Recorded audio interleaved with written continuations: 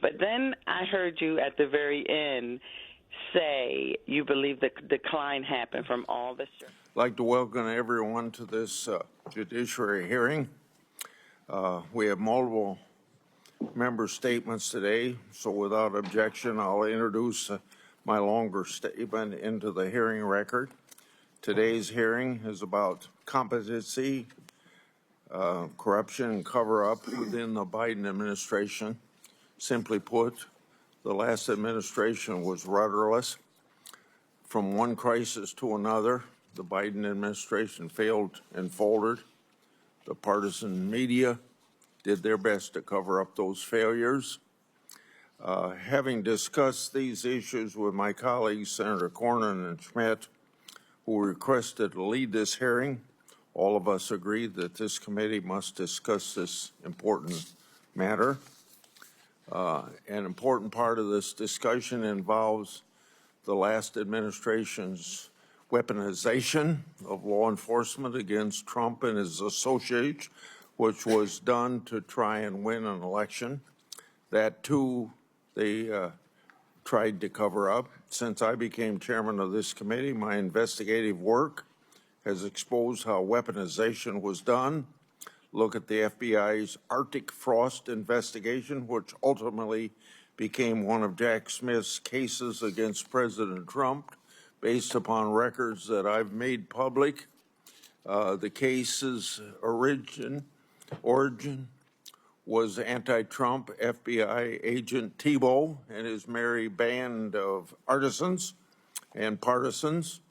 The records indicate that the opening of Arctic Frost was an intentionally designed vehicle by which the Biden administration would ultimately prosecute their primary political opponent, President Trump. Then I made emails public relating to the Biden administration's political investigation into Peter Navarro, Tebow, and his other anti-Trump agent, Walter Giardina, were also involved in that case. Whistleblowers have told me that Special Agent Giardina openly stated his desire to investigate Trump, even if it meant false predication. Whistleblowers have also told me that Jack Smith's deputy, J.P. Cooney, wanted to open more cases on Trump. He allegedly justified using compulsory process to obtain more information merely based upon partisan news outlets. And guess who was also allegedly involved in those communications? Well, that's the same person, Special Agent Walter Giardina. All of this is more evidence of law enforcement weaponization that would have never been the light of day, but for whistleblowers. I'll have more to say about this matter later today in another forum. Then we have the Biden FBI's anti-Catholic Richmond memo. That memo used the shoddy research of the radical Southern Poverty Law Center to accuse traditional Catholics of being violent extremists. Based on the records that I released the other week, there wasn't just one FBI document that used biased anti-Catholic sources, but over a dozen. And more FBI field officers were involved than we'd been led to believe. It wasn't just the Biden and Ray FBI that failed the people. Recently, I released records showing that the Biden Health and Human Services also failed to address the backlog of over 65,000 reports expressing concern for unaccompanied children. This included 7,346 reports related to trafficking. 36 cases have been accepted by U.S. attorneys for prosecution, with 11 arrests and 3 convictions so far.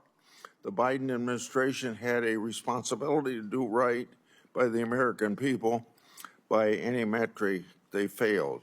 The question is, why did the president actually what did the president actually know or even understand, and who was actually running the government?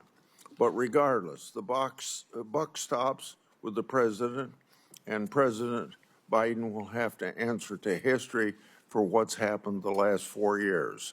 Now I'm going to turn over the podium to, opportunity to speak to Ranking Member Durbin for his opening remarks, and after that, Senator Cornyn is going to take the chair, and Senator Cornyn and Chairman Schmidt are going to lead the rest of the hearing. Proceed, Senator Durbin. Thank you, Chairman Grassley. This committee has oversight responsibility over the Department of Justice, the Federal Bureau of Investigation, and the Department of Homeland Security. We have a constitutional duty to hold these agencies accountable with public hearings.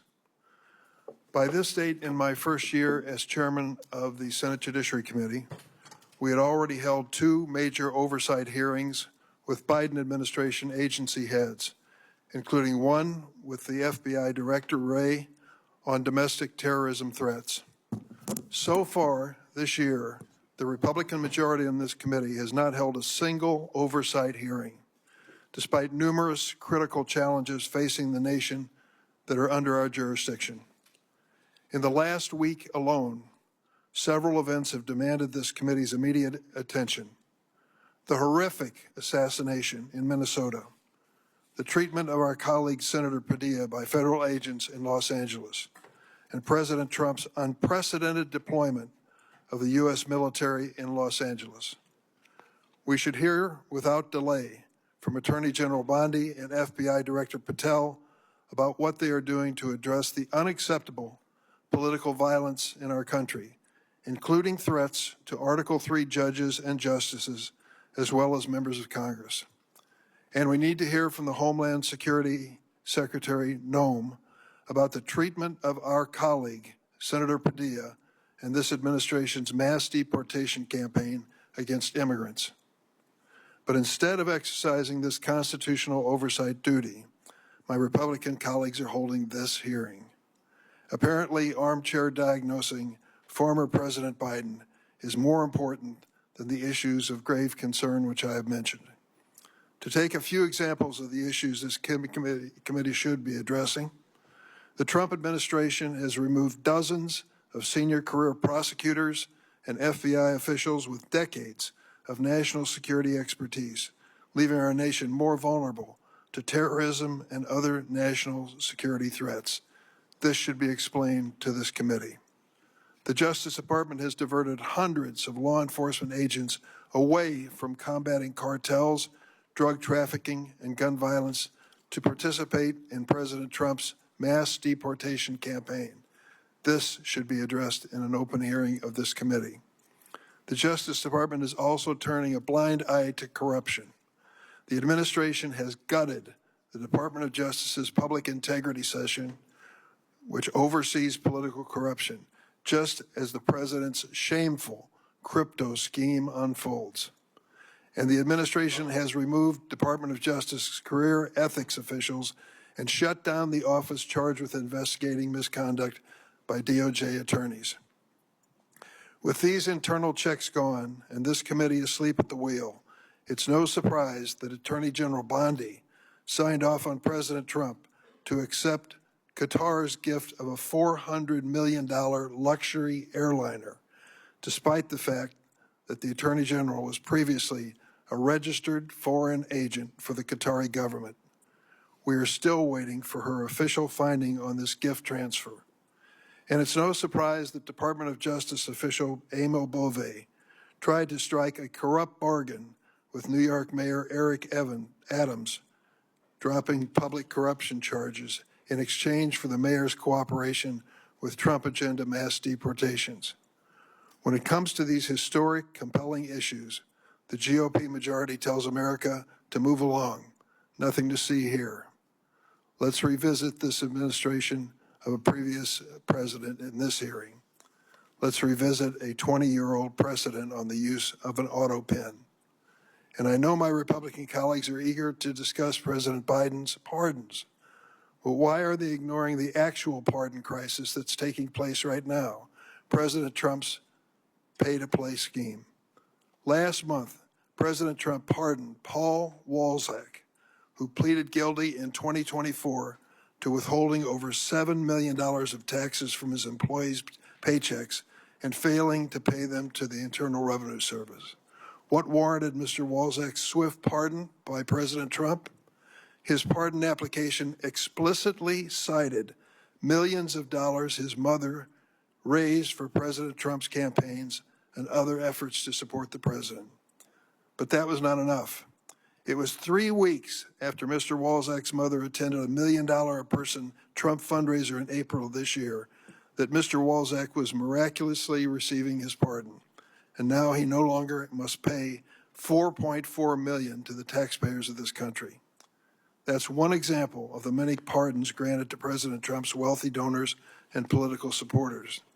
Of course, these pay-to-play pardons are in addition to more than 1,500 January 6 rioters who received blanket pardon from President Trump, including 169 who violently assaulted law enforcement officials.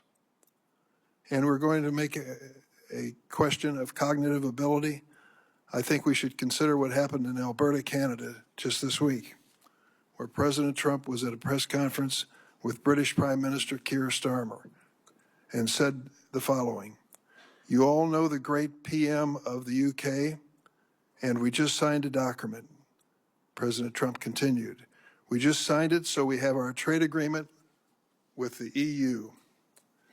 Britain has not been a party to the EU for 5 years, but President Trump made a statement which clearly was wrong."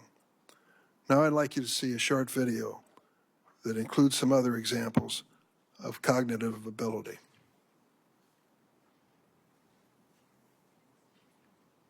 Don't you need to uphold the Constitution of the United States as president? I don't know that windmills are driving the whales crazy, obviously. I have concepts of a plan. They're eating the dogs, the people that came in. They're eating the cats. They're eating the... I know about magnets is this. Give me a glass of water. Let me drop it on the magnets. That's the end of the magnet. The kidney has a very special place in the heart. Right, and then I see the disinfectant where it knocks it out in a minute, 1 minute. And is there a way we can do something like that by injection inside or almost a cleaning? This is a tough hurricane, one of the wettest we've ever seen from the standpoint of water. When you ran out the healthy arms, you ran out of really healthy. They had great arms, but they ran out. It's called sports. It's called baseball in particular. Can't understand a word he's saying. Did you just see Maduro, Venezuela? It's unbelievable. Well, I don't know about it. I mean, obviously, I'm not involved. He wants to know why the proclamation was signed in the dark. I don't know when it was signed because I didn't sign it. Other people handled it. Do any of these statements raise a question of cognitive ability? You be the judge. If my colleagues are truly interested in issues of presidential succession and disability under the 25th Amendment, I would suggest they embark on this constitutional journey with a proposed amendment, not today's political adventure. I yield. Good morning. I want to thank Chairman Grassley for convening this hearing and my colleague, Senator Schmidt from Missouri, for co-chairing this with me as we examine the constitutional crisis posed by the cover-up of President Biden's cognitive decline. The U.S. Constitution provides, as we all know, for 3 co-equal branches. Today, we're concerned about the chief executive, the President of the United States.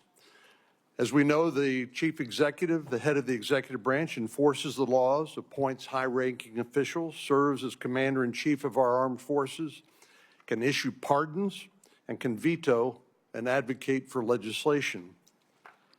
But what are we to do when the president is incapable of performing these duties? Last June, the American public saw with their own eyes what many knew to be true, but would not dare to admit publicly. Our sitting commander-in-chief was suffering from severe cognitive decline, as evident by this video, which I will now show.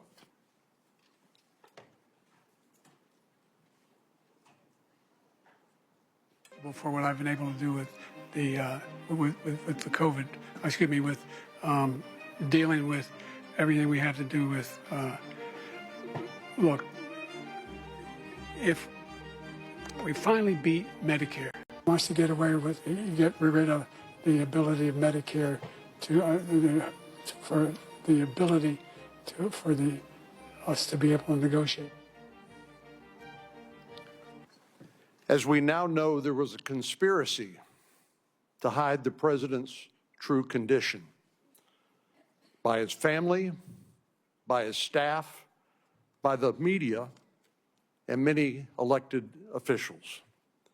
Jake Tapper and Alex Thompson, who co-authored a book entitled Original Sin, that book amounted to a mea culpa by the mainstream media, but they summed up the problem when they wrote this.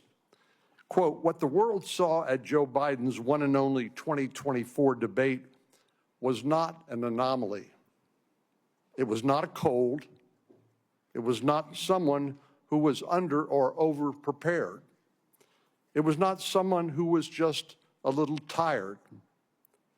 It was the natural result of an 81-year-old man whose capabilities had been diminishing for years. Biden, his family, and his team let their self-interest and their fear of another Trump term justify an attempt to put an at times addled old man in the Oval Office for 4 more years. So make no mistake about it, this was a constitutional crisis, bigger than President Biden, bigger than any single election, and one that cannot be absolved by the collective apology of the press and an election where the president's party lost. Current events, such as we are experiencing today in the Middle East, are a prime example of why we need a president with his full cognitive abilities, making important decisions involving war and peace. We should know, but we don't yet know, precisely what should happen when a president is unable to perform his or her constitutional duties. And that's the purpose of today's hearing. There are many unanswered questions from this scandal, questions that the authors of Original Sin failed to address in their book, questions that are foundational to the proper functioning of our government. We will address those here and shine a light on exactly what went on in the White House during the Biden presidency. We simply cannot ignore what transpired because President Biden is no longer in office. With a compromised president, our government's very legitimacy and capacity to function was undermined. The American people paid a price, from President Biden's handling of the border crisis to the disastrous events we saw unfold in Afghanistan. It's absolutely imperative that Congress grapple with these difficult questions, no matter how much our Democratic colleagues would like to simply sweep it under the rug. We need to know who was in charge during the last months of the Biden administration. Was it his wife, his chief of staff, nameless others? None of these people were elected by the American people, nor were they authorized by the Constitution and laws of the United States to carry out the duties of the President of the United States. The 25th Amendment provides a roadmap for succession in instances of presidential incapacity. Section 4 gives the Vice President and a majority of the President's cabinet the authority to challenge the President's ability to carry out the functions of his office, subject to a vote in Congress. But in this instance, the Vice President and the Cabinet, the very ones authorized by the 25th Amendment to question the President's capacity, they did nothing. Are there penalties when the when the Cabinet and the Vice President refuse to carry out their duties under Section 4 of the 25th Amendment? Should there be more accountability? The framers of this amendment acknowledge that the execution of that amendment would depend on the good faith of the Cabinet and the Vice President. But Biden's Cabinet and the Vice President did not act in good faith. They acted in their political and personal self-interest. This is the great paradox of self-government. Many of the rules, traditions, and institutions that sustain our republic are self-enforcing. The health and legitimacy of our democratic republic rests on the character of the men and women who serve in government. As a government, it is imperative that we have clear contingency plans when emergency strikes. And yes, it is an emergency when we have a sitting president who's unable to discharge the duties of that office. The concerns raised by this incident stretch far beyond the bounds of partisan politics. I will note that few of my Democratic colleagues are here today. Thank you to Senator Welch from Vermont for being here, leaving us with no other option than to take the boycotting of this hearing as an admission of guilt for their role in this crisis.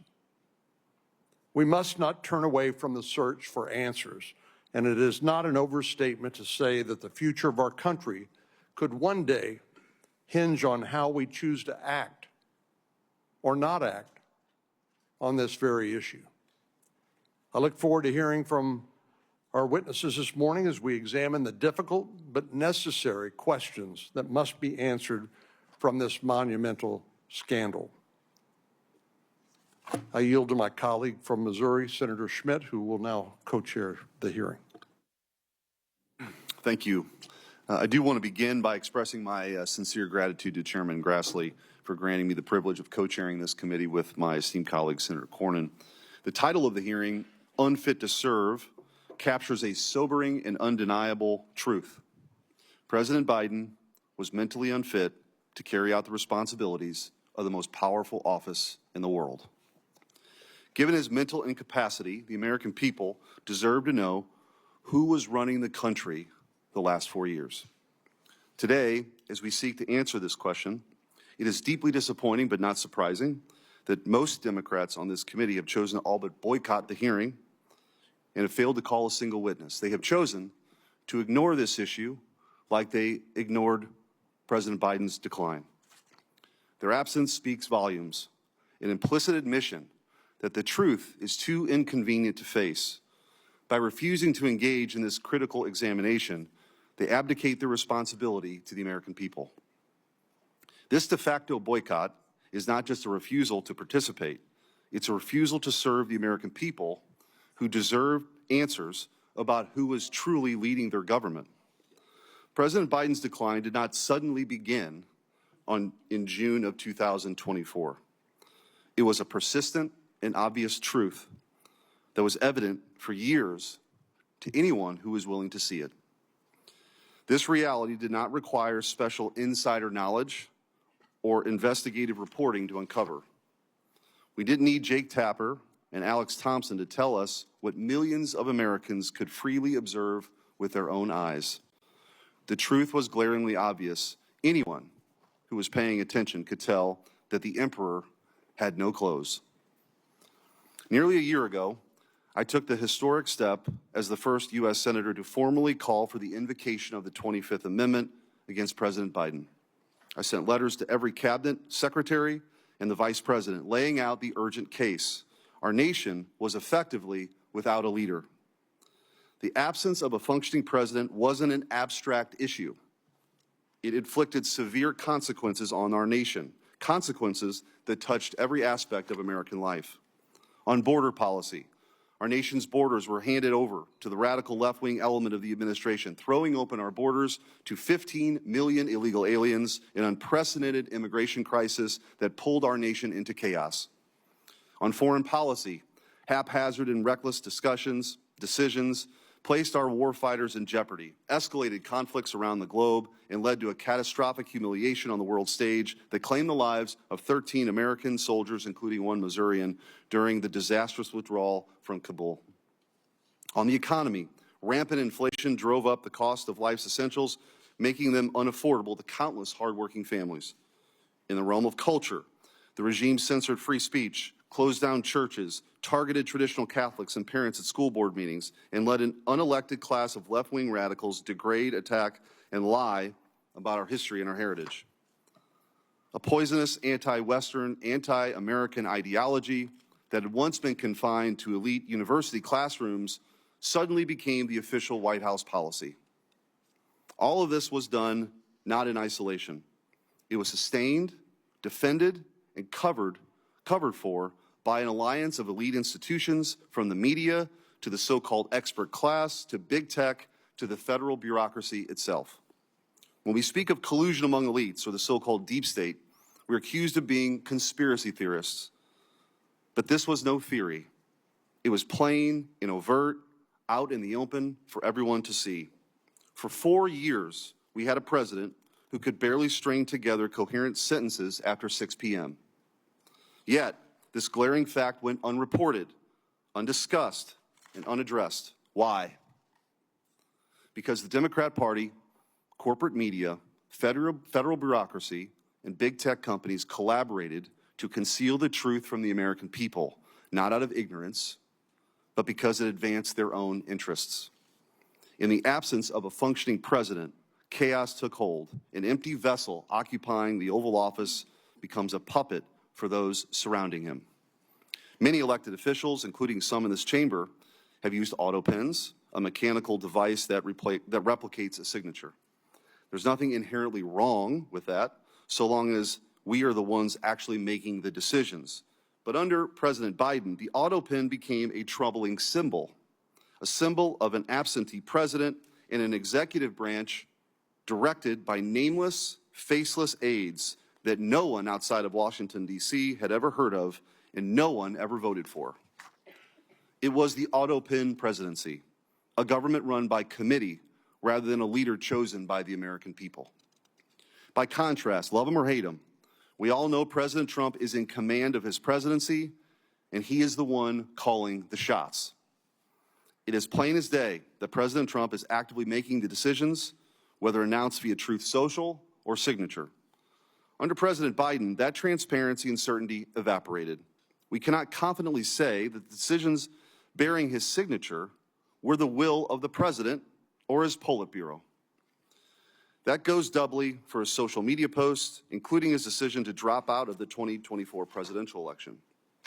We did not know if it was his decision or posted on his behalf after a palace coup because President Biden was mentally unfit to serve.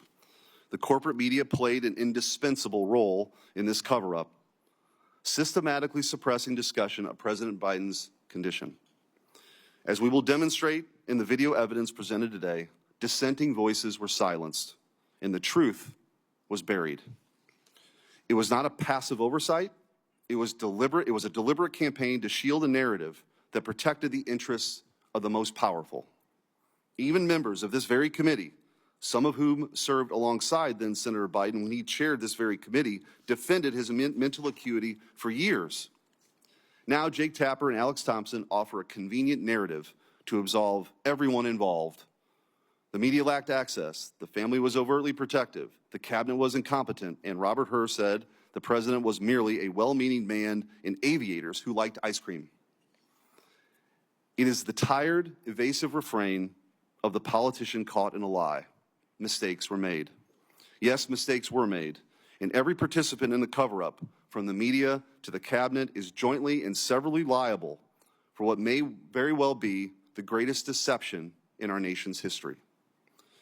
Even their apologies today are framed in a way that absolve them from responsibility for this crime against the American people. They apologize for having missed the story. They didn't miss anything. They actively chose to ignore or run cover for the people in power. The Biden cabinet rarely met, and some members, like former Secretary of Transportation Pete Buttigieg, deliberately distanced themselves from the president to maintain plausible deniability. Even members of this committee were part of the Great Deception. The Monday after Biden announced he would not seek re-election, one member called the idea of invoking the 25th Amendment outrageous, insisting the debate performance does not reflect who he is or his capacity to govern as President of the United States. Another member repeatedly vouched for Biden's fitness, declaring, Joe Biden is fit, capable, and ready to serve another term. And later, this is a man who is sharp, who is on top of his game, who knows what's going on. Yet another, during the 2020 Democrat presidential primary, alluded to Biden's decline, but quickly retracted his remarks when it became politically expedient. After the debate, yet another member praised Biden's strong delivery of remarks to NATO as evidence of his capacity to lead. The purpose of this hearing is not to interrogate Biden officials or partisan reporters, though they should be held accountable. Instead, our focus is to identify and rectify the systemic weaknesses that allowed this situation to fester unchecked. Our distinguished witnesses, experts in White House transparency, operational procedures, and executive power will assist us in diagnosing these flaws. While the House and Senate pursue fact-finding missions to hold these responsible to account, our mission here is to chart a path forward. We cannot allow another weekend at Biden's presidency with its glaring national security vulnerabilities papered over by an autopen. The D.C. establishment might argue that the governance of a shadowy, unelected figures is a legitimate substitution for a functioning president. It is not. The American people cast their vote for a president, not a faceless apparatus. Article 2 of the Constitution vests immense authority in the President of the United States, a single individual. With that extraordinary power comes equally profound responsibility. At the Constitutional Convention, our founding fathers debated giving the President the title of Defender of the Rights of the American People. The security and well-being of the American people and their rights must take precedent over personal ambition.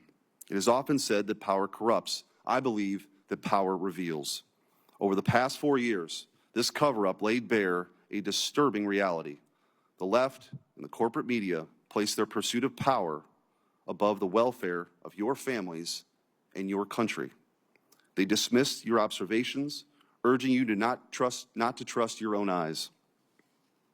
We have a solemn duty to call this what it is, an abdication of constitutional duty. As was stated in Federalist 51, ambition must check ambition. If a president is mentally unfit to serve, we need a dependable mechanism to, at the very least, ensure that the truth reaches the American people. I look forward to the insights this hearing will yield and from our expert witnesses in the discussion that will follow. The public is counting on us to ensure this never happens again, because we won't always be fortunate enough to have a leader like President Trump who is so unmistakably in command. Senator Welch. Thank you very much. Senator Cornyn indicated the view of the hearing is that there was a constitutional crisis as a result of the cover-up of President Biden's decline. I believe there is a constitutional crisis. It's the collapse of Congress asserting its Article I authority to make decisions about the well-being of the American people.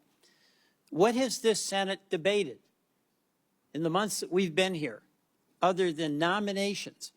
Have we discussed the possible war with Iran? Have we had a serious discussion on the floor about the massive and mounting debt?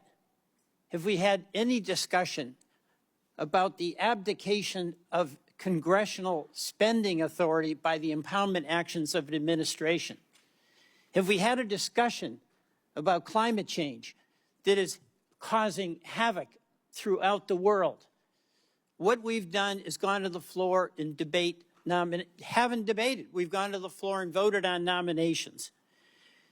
There's another issue of great concern to me, because I have enormous respect for my colleagues. Each and every one of us who was elected, it's the highest honor of our life. Each and every one of us came here because it is in our bones that we want to try to do something beneficial and make life better for the people we represent. And we have different points of view. But instead of this Congress debating those different points of view about oil exploration or about clean energy, about a good health care system, what we do is turn that debate into personal accusations of motivations, of cover-up, of conspiracy, of bad character, of demeaning folks who disagree with us. So we never get to the discussion about how do we have a healthcare system that works for the people in Texas, the people in Louisiana, and the people in Vermont. We never get to the discussion about are we going to deny the reality of what we know is true, climate change, and how do we address that in a way that maintains a strong economy and actually builds a strong economy.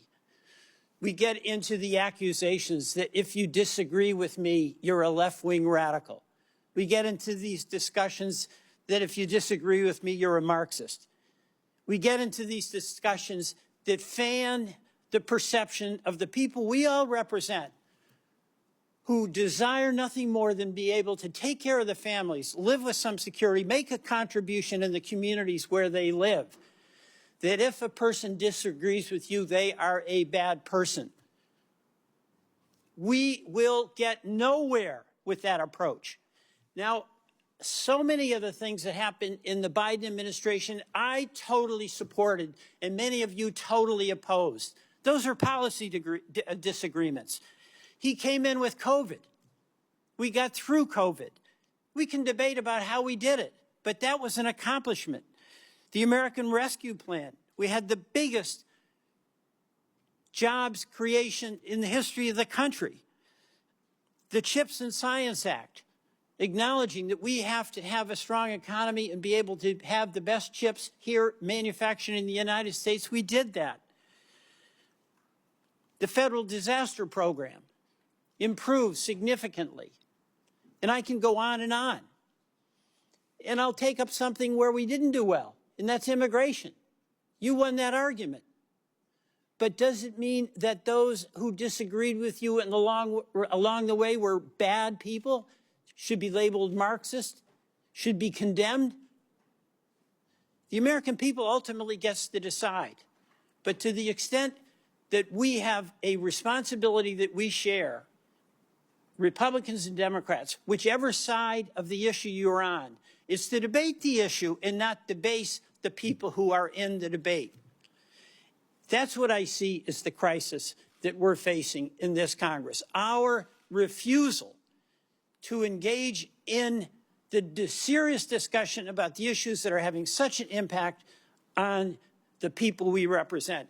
And I'm going to tell you what I think is a cover-up.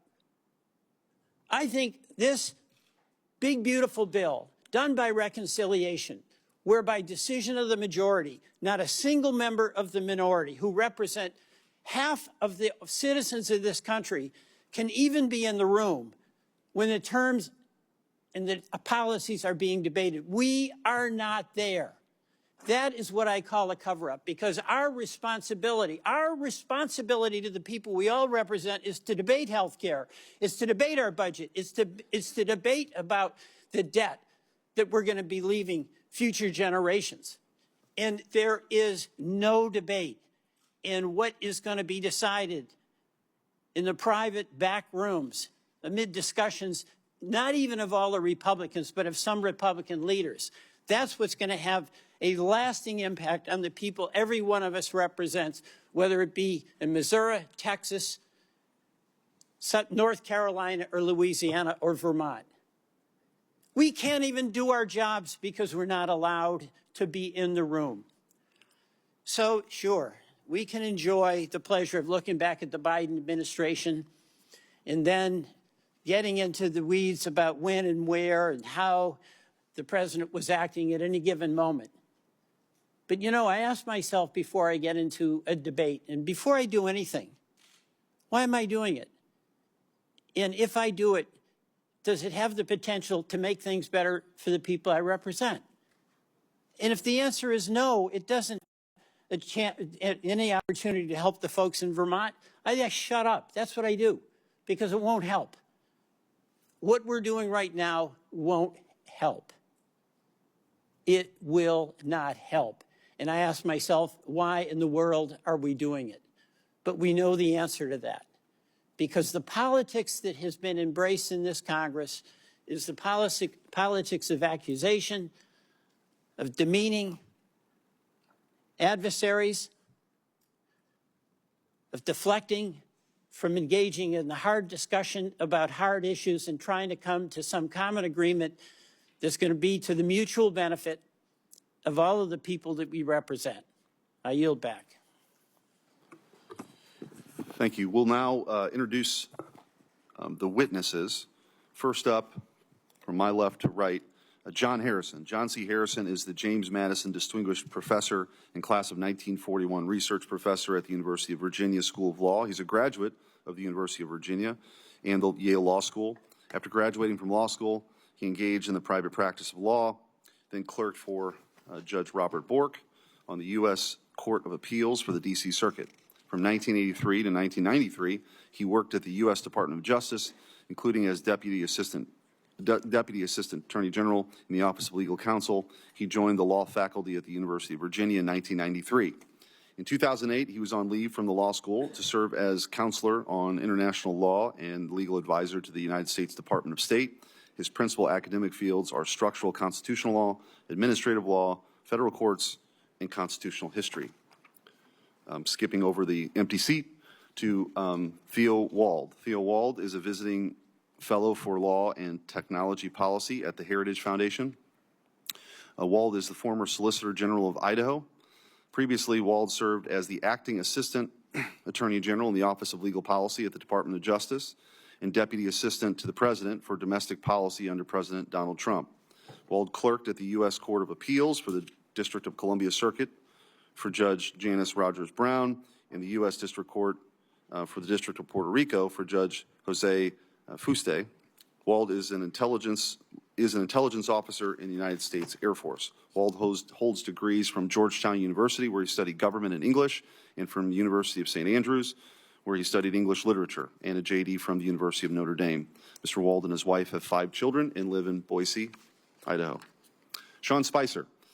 Mr. Spicer served as the 30th White House press secretary, is the author of 4 best-selling books, and the host of The Sean Spicer Show. Mr. Spicer previously served as communications director and chief strategist of the Republican National Committee and worked for several members of Congress. He currently serves on the board of visitors of the U.S. Naval Academy, holds master's degrees from the U.S. Navy War College, and is in his 26th year of service in the U.S. Navy. Mr. Spicer is a native of Rhode Island and resides in Virginia. It is the tradition of this committee that all witnesses will be sworn in. If you'd please rise, I'll swear you in now. Raise your right hand. Do you swear that the testimony you're about to give before this committee will be the truth, the whole truth, and nothing but the truth, so help you God?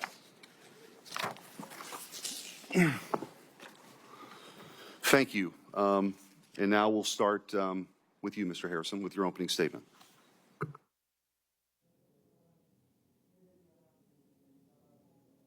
Sure, Mike there. Thank you. Thank you, Senator Smith, Senator Cornyn. The committee has asked me to discuss Congress's power to regulate the process by which the president's signature is affixed to a document other than a bimanual signature, that is to say the use of an autopen or similar technology.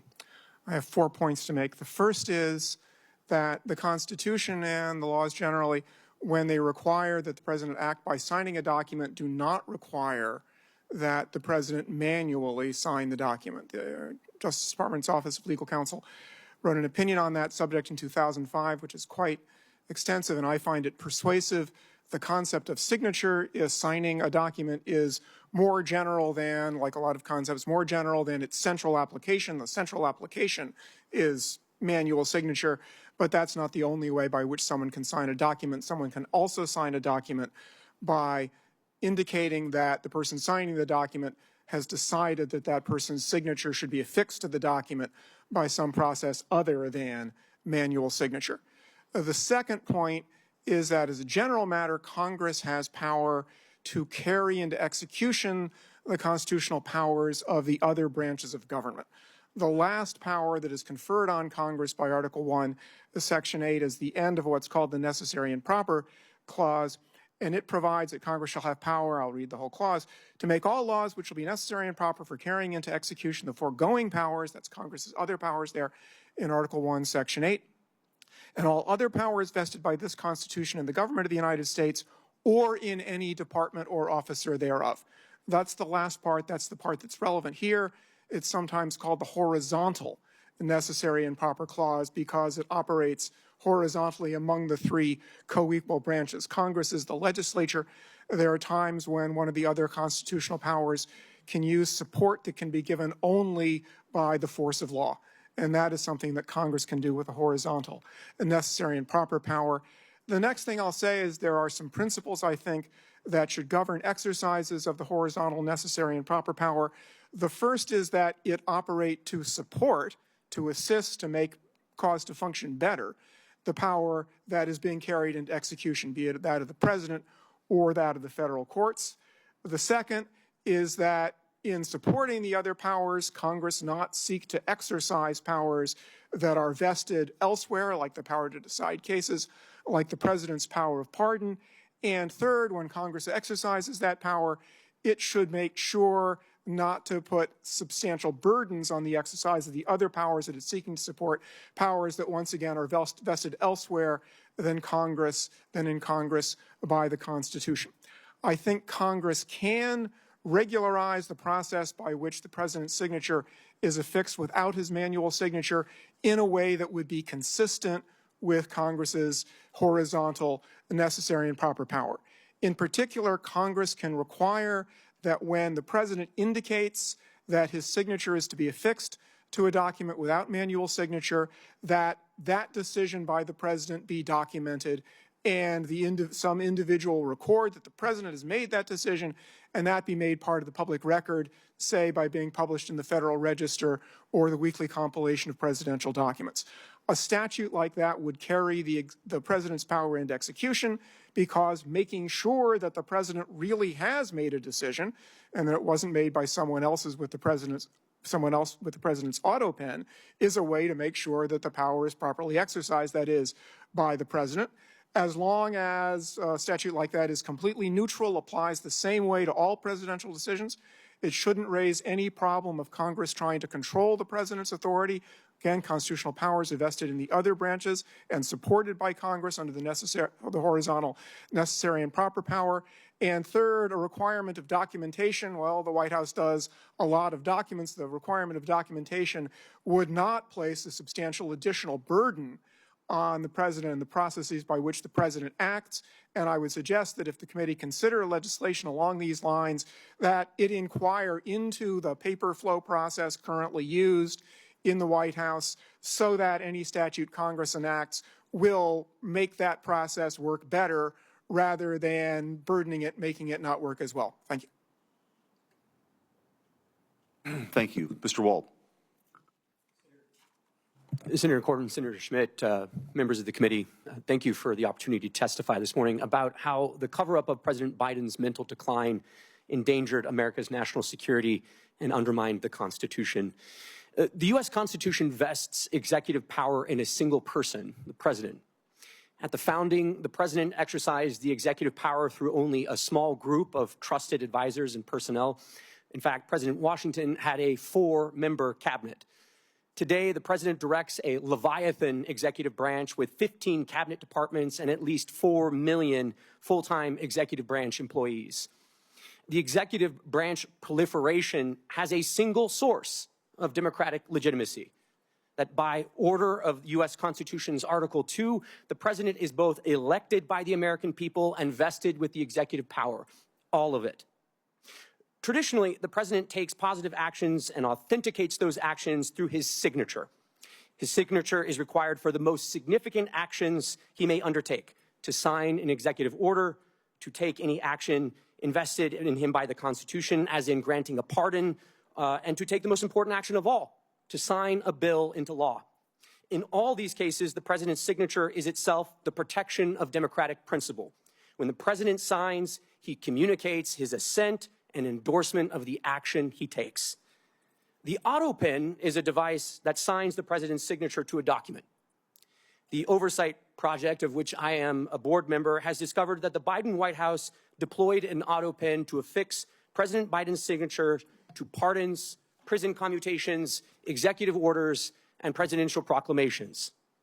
The Oversight Project's research has found that the Biden White House first deployed the autopen to affix President Biden's signature to a proclamation on day 5 of his administration, and that there were at least 3 different autopen signatures in use throughout President Biden's tenure in the White House. In June 2022, the Biden White House began deploying the autopen to sign clemency warrants and executive orders. Autopen use skyrocketed from there. We found that of the 51 clemency warrants issued during the Biden presidency, over half, 32 in total, were signed with an autopen. And these include some of the most controversial acts of clemency of the Biden presidency, including death row commutations and the preemptive pardons of members of the Biden family, Dr. Anthony Fauci, General Mark Milley, and more that were issued in the final days of the Biden presidency. We reviewed President Biden's schedule and his publicly available media and were unable to find any record of President Biden's personally approving these actions, such as a statement issued by the president himself to reporters. In addition, we found that the Biden White House used the autopen to affix President Biden's signature to clemency warrants and executive orders while the president himself was in Washington, D.C. for at least some of that day, and thus was presumably available to sign important executive actions. Finally, we found multiple days where President Biden wet-signed a bill into law, but used an autopen to issue an executive order or for other important executive actions. The Biden White House's widespread use of an autopen to affix President Biden's signatures to documents that exercise executive powers belonging solely to the president poses significant constitutional, legal, and practical considerations. Once the president's signature is copied and loaded into the autopen, the machine can sign documents as the president himself would. To be blunt, by using the autopen, anyone can sign documents as the president himself. Now, to be clear, I'm not here today to suggest that the autopen is bad. It's just technology. I'm here today because of questions concerning President Biden's capacity and whether the autopen was used to usurp presidential power or to conceal the president's decline. As the sitting president's mental acuity declined, potentially to the point of incapacitation, his administration's expansion of the powers of the presidency raises more questions than answers. Any investigation into this matter should focus not only on whether President Biden directed or authorized subordinate staff to take action in certain instances, but whether he had the capacity to do so at all. The 25th Amendment lays out clear procedures for what to do when the president is incapacitated. It was carefully drafted and informed by our nation's history. The Biden administration ignored it all to aggrandize executive power and push the country further in their preferred ideological direction. It is our obligation at this point to get to the bottom of these issues and to ask the important question as to whether or not the autopen and other devices were used to cover and obscure President Biden's mental decline, undermining our national security and also the Constitution. Thank you for the opportunity to testify this morning. Right on time. Pretty impressive. Thank you. Mr. Spicer.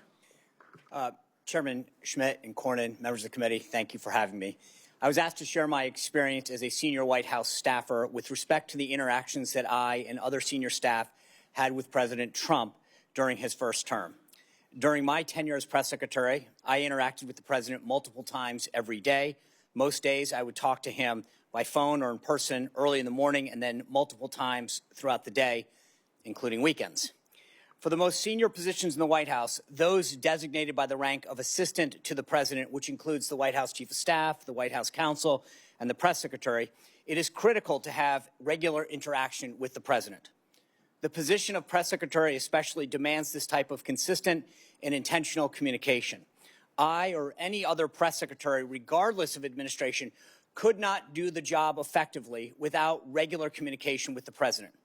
It was my responsibility to have the most up-to-date understanding of President Trump's position on policy, personnel, and everything in between. Admittedly, I made a couple of rather high-profile mistakes during my tenure. You may have read some of them. But in all cases, those mistakes occurred when I wasn't connected with the president's thinking or position on a particular issue or policy. Coordinating and collaborating among even the most senior staff cannot replace direct communication with the president himself. In my position, I was very well acquainted with the president's work, his day-to-day responsibilities, and his fitness for office. I watched him serve with the strength and endurance of a man half his age.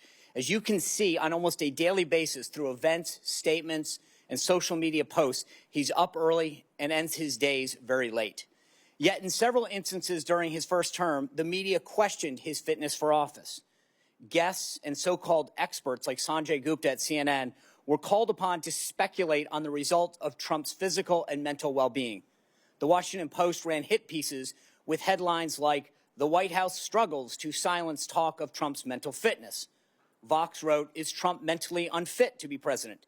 NBC ran a story by the Associated Press that raised mental health concerns regarding the president.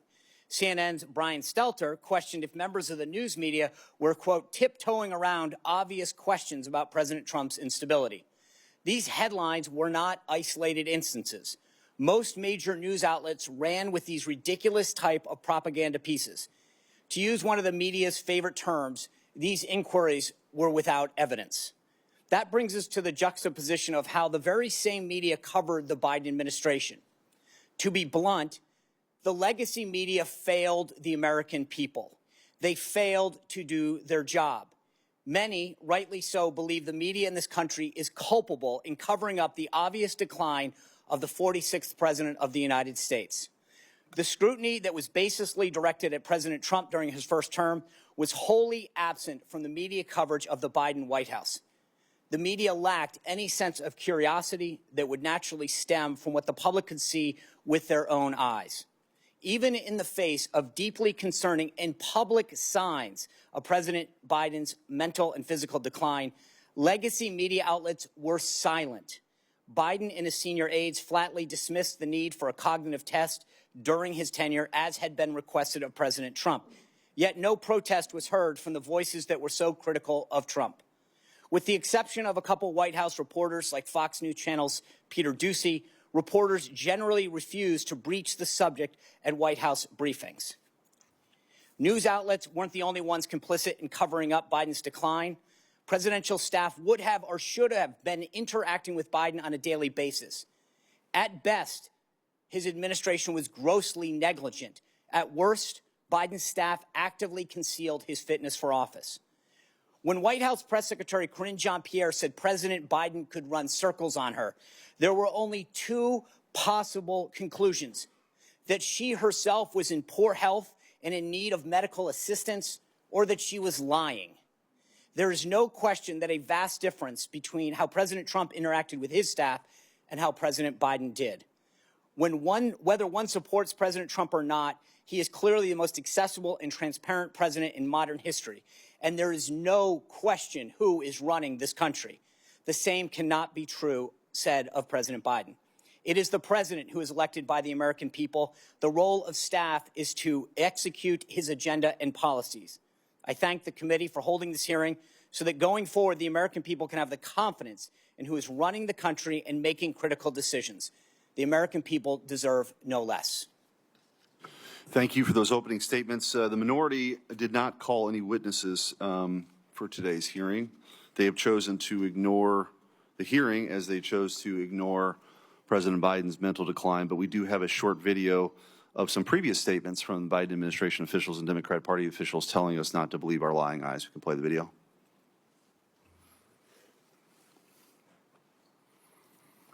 Does the president have the stamina, physically and mentally, do you think, to continue on even after 2024? Don, you're asking me this question. Oh my gosh, he's the president of the United States. You know, I can't even keep up with him. The most difficult part about a meeting with President Biden is preparing for it, because he is sharp, intensely probing, and detail-oriented and focused. I can testify because I've been working very closely with this president for the past 2 years. I've been knowing him for 30 years. And I'm telling you, this guy's tough. He's smart. He's on his game. Joe Biden has vision. He has knowledge. He has a strategic thinker. The president is focused. He's detail-oriented. He's always thinking about the big picture. He is engaging. He is capable. He has an incredible record as president. And I'm often with him on foreign trips. He's at the top of his game. So he has a vision, he has knowledge, he has judgment, he has a strategic thinking. I met with the president, I don't know, 5 or 6 weeks ago, and he seemed fine to me. I have complete confidence in the president. I have watched him expertly guide meetings of staff and cabinet members. I could not have more confidence in the president. I would just tell you that I meet frequently with the president, and every single time I meet with him, he is just fine.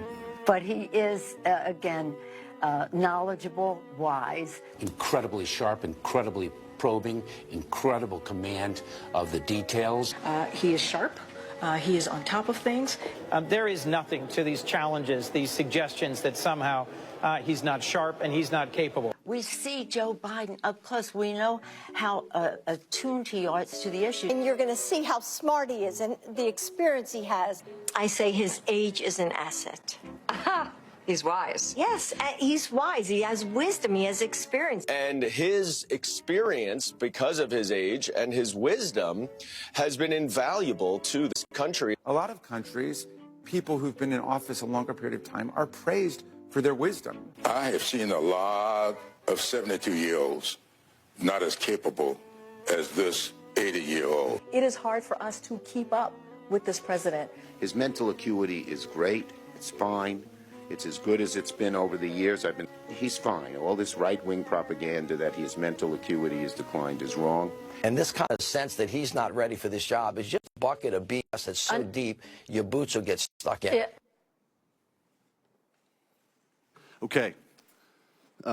Professor Harrison, I do want to ask a couple questions. I just want you to presume for a moment that, that a pardon was issued under President Biden's autopen signature, but issued without his direction. It comes to light that that he actually didn't direct it. A member of his staff used the autopen for a pardon. What recourse is available under those circumstances? Well, Senator, I think there would be two questions. The first has to do with whether, and I can't answer it other than to identify the question, which is to say sometimes documents that are properly authenticated are treated as having been validly issued even when they're not. That can happen. There are legal rules that produce that result, and I don't think there is such a rule about a pardon, but I would have to inquire into that again because there are such rules. The other thing I'd say is that for a pardon particularly, the only situation I can think of that clearly would bring into question whether the pardon was valid, which was the first question, was if the government sought to prosecute someone and the person who purportedly received the pardon offered the pardon as a defense, then the government might say that no, the pardon was invalid and therefore you weren't pardoned, you're still subject to prosecution. There might be some other way for a question like that about a pardon to come up. I can't think of another, but that's the one I can think of. So from your perspective, let's just say that if there isn't any other legal recourse other than the one that you sort of brought up, what advice would you give to this committee or this Congress or this Senate to address that? What remedies could the legislative branch enact? It's hard to think of anything Congress can do ex post. That's why I do think that it would be advisable ex ante to improve the process of authentication and make it more clear that documents that are signed by autopen really do reflect a decision by the president. That done in advance will make whatever the authentication system is more reliable. Mr. Wald, given sort of the role that you played in trying to provide more transparency of what happened during the 4 years under Joe Biden, who was running the country under Joe Biden? Let's just take the last 2 years. It's a great question, Senator, and at some level, I'm not the right witness for this hearing. I mean, there should be members of the media here maybe some of your Senate colleagues who had known the president over the years and obviously had close proximity during the time of his administration, and obviously his staff. I think, sort of align with your previous question, there is a real consideration here on authentication. And in my time in the first Trump White House, there was an exhaustive process to determine how paper flowed into the Oval and when the president had given his assent to a certain action. That was through, in fact, two different policy channels, the staff secretary, and then there was also an office, essentially of policy management, guiding the flow of documentation. If the Biden administration staffers and personnel wanted to put this to bed, they could very easily dispel all of this by saying, here are the documents that show the president assented to these actions. The Trump administration would have that. Previous administrations would have that. And if that's not there, then there is cause to improve the way that executive branch employees authenticate actions undertaken by the president. Yeah, I mean, the president actually performing the functions of president is kind of an important thing in our constitutional order. You had, kings used to affix their seal to show that this was an official declaration from the sovereign. In this country, the sovereign are the people. They delegate, the authority to their elected representatives. And as you mentioned in your opening statement, there's only one person elected by everybody. So that signature, this is not just a small point, that signature issuing a pardon for someone who'd been convicted of a crime, or in the case of Joe Biden, these preemptive pardons, which are sort of unprecedented, is a big deal. And I think that's part of the reason why we're here today. Mr. Spicer, I wanted to ask you, you alluded to this, but the media so desperate to make sure President Trump never got back into office. Of course, you saw the lawfare that took place, but then, of course, this narrative that Joe Biden was fine, don't believe your lying eyes, until that they couldn't deny it anymore based on the debate. Could you just kind of compare that to your experience when you were, press secretary for President Trump, to sort of the inquiries that were made daily about his mental acuity versus the inability to do that during the 4 years under Joe Biden? Senator, in many cases, there was no inquiry. They would just run with a story, having guests on that would question his physical or mental acuity, speculate on it, bring guests on that would speculate it. We would often then push back on those kind of stories.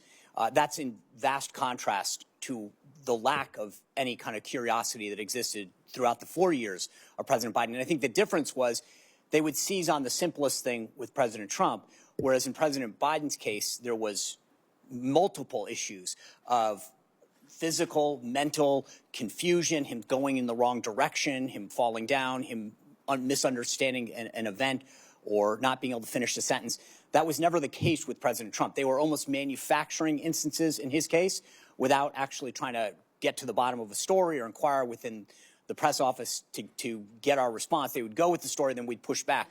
With Biden, my understanding from the conversations that I would have with the media is they would never ask. They just literally were basically afraid to go there. Senator Cornyn.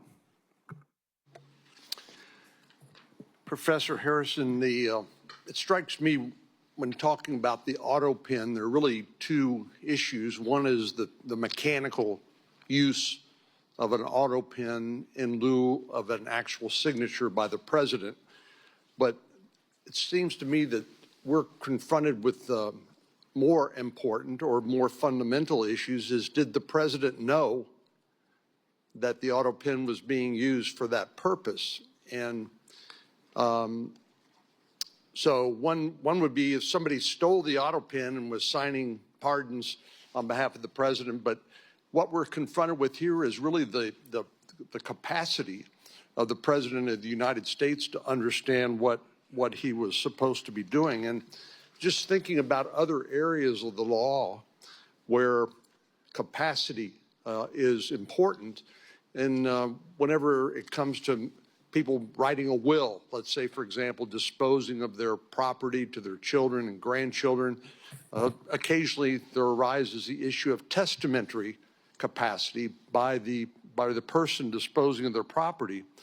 And generally speaking, to have testamentary capacity, that person must understand they're signing a will, they comprehend the nature and the extent of their property, they recognize their relationships with potential beneficiaries, and understand how the will disposes of their assets. So why can't we have a similar inquiry into the executive capacity, let's say, of the President of the United States to actually know what he or she is doing? Senator, you're absolutely right that question, whether the president or somebody else who holds official power has the legal capacity to exercise it, is distinct from authentication of documents. Authentication of documents is important, but capacity is another question.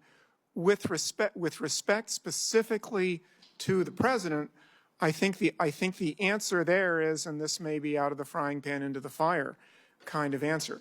The answer there is Article 2 and then the 25th Amendment deal with the situation in which the president is unable to exercise his powers and duties. And I think it's a reasonable inference, although the Constitution doesn't come out and say this, that a president who is not determined to be unable through now what's the 25th Amendment process for making that determination. There's no process in Article 2 itself. The 25th Amendment added something. A president who has not been, pursuant to the 25th Amendment, determined not to be able to exercise the powers and duties of the president is presumed to have capacity to do that. I say that not on the basis of any sort of other than practice. That's the way it's been for a couple of hundred years. But I think that is a reasonable inference from the fact that the Constitution does make a provision about what happens when the president's unable, and the 25th Amendment then provides a process to determine by which the president's unable. Mr. Wald, following up on Professor Harrison's answer, the 25th Amendment requires actions by the Vice President and a majority of the Cabinet to declare the President incapacitated, incapable of carrying out his or her duties. But there doesn't appear to be any accountability or any remedy when they fail to act as they did in this case. Some have suggested that there may be potential crimes committed by members of the Cabinet for failing to act, basically suborning perjury, forging government documents, impersonating a federal officer, making false statements, conspiracy to defraud the United States, obstruction of justice, wire or mail fraud. Those are all statutes, criminal statutes that are on the books. Do you think there's any application of any of those criminal statutes to the circumstances of the Biden presidency and his incapacity and the failure of those persons, only persons authorized to question that incapacity under the 25th Amendment, the failure on their part to act? Senator, there very well could be. I mean, obviously that would be a question for a prosecutor to take up in their discretion. I will say the 25th Amendment, it's a modern contrivance, but it still is consistent with American constitutional tradition, which it assumes that officers of the United States will act virtuously and morally. And the idea that members of the Cabinet would go to the length of avoiding the Oval Office so as to abdicate their responsibility to verify the appropriateness of the president's acuity or the ability to authenticate actions taken by the president. If that's not a constitutional scandal, I mean, honestly, I don't know what would constitute such. So, yeah, I mean, I think there could be the potential for crimes, but moreover, the 25th Amendment can only function in its procedural mechanisms if people are actually willing to call a spade a spade. Senator Britt. Thank you, and I really appreciate Senator Cornyn, Senator Schmidt calling this hearing. This is incredibly important. I mean, you look at what the administration did, you look at what the Democratic Party did, you look at what the legacy media did. It is absolutely inexcusable. It is not only dangerous, it's disgusting. And the American people deserve better. And the fact that we have none of my Democratic colleagues over here, that this entire dais is empty, that what they allowed to happen, that they are not interested in correcting it for the future is absolutely mind-blowing. And so when we're looking at what Joe Biden did while he was in office, you have a disastrous withdrawal from Afghanistan. I mean, leaving equipment, leaving allies, changing the way the world viewed us. You look at an emboldened Russia, Iran. You look at what happened, obviously, with China and those conversations with Joe Biden. You look at millions flooding across our border. You look at a ton of unaccompanied children coming across hundreds of thousands. You look at hundreds of thousands of Americans dead because of fentanyl poisoning. You look at record high inflation. Who was in charge? And the fact that not one Democrat colleague can show up and try to get answers to that, I hope the American people see that for exactly what it is. And so my questions to you is, how do we prevent this in the future? So we know that the 25th Amendment in the 1960s, we take a look at that. Section 4 was purposefully vague to allow for some flexibility. Clearly, it either didn't work or we have some people we need to hold accountable for not stepping up. So I want to know from you all, what do we need to do? Do you think that there need to be more guardrails when it comes to Section 4? Do you think that we need some more standards to evaluate that? And if so, what should those standards be? And Professor Harrison, I'd like to start with you. Senator, this is the question about further implementation of the Section 4 is one that has not received a lot of attention because fortunately, the country has not needed it very often. I think that this is a situation in which Congress's power is pretty limited because the Constitution, by design, put a somewhat vague but nevertheless meaningful concept, which is ability on the part of the president and it also means in the hands of faith. a political process. That's the Yes, lesson and I'll good say. faith. Yes. And I don't think, obviously, we don't have that here. Mr. Ward, do you have any opinion on that? Yes, Senator. So you said, should we hold folks accountable and should there be some reforms? The answer would be both. Yes. So, you know, your colleague on the Democrat side who did attend, Senator Welch, said, hey, this is just kind of retrospective. We need to move on. I would strenuously disagree with that. The only ability to move forward is if there's an accounting of what was undertaken under the Biden staff, the Biden personnel, the bureaucrats, and the cabinet.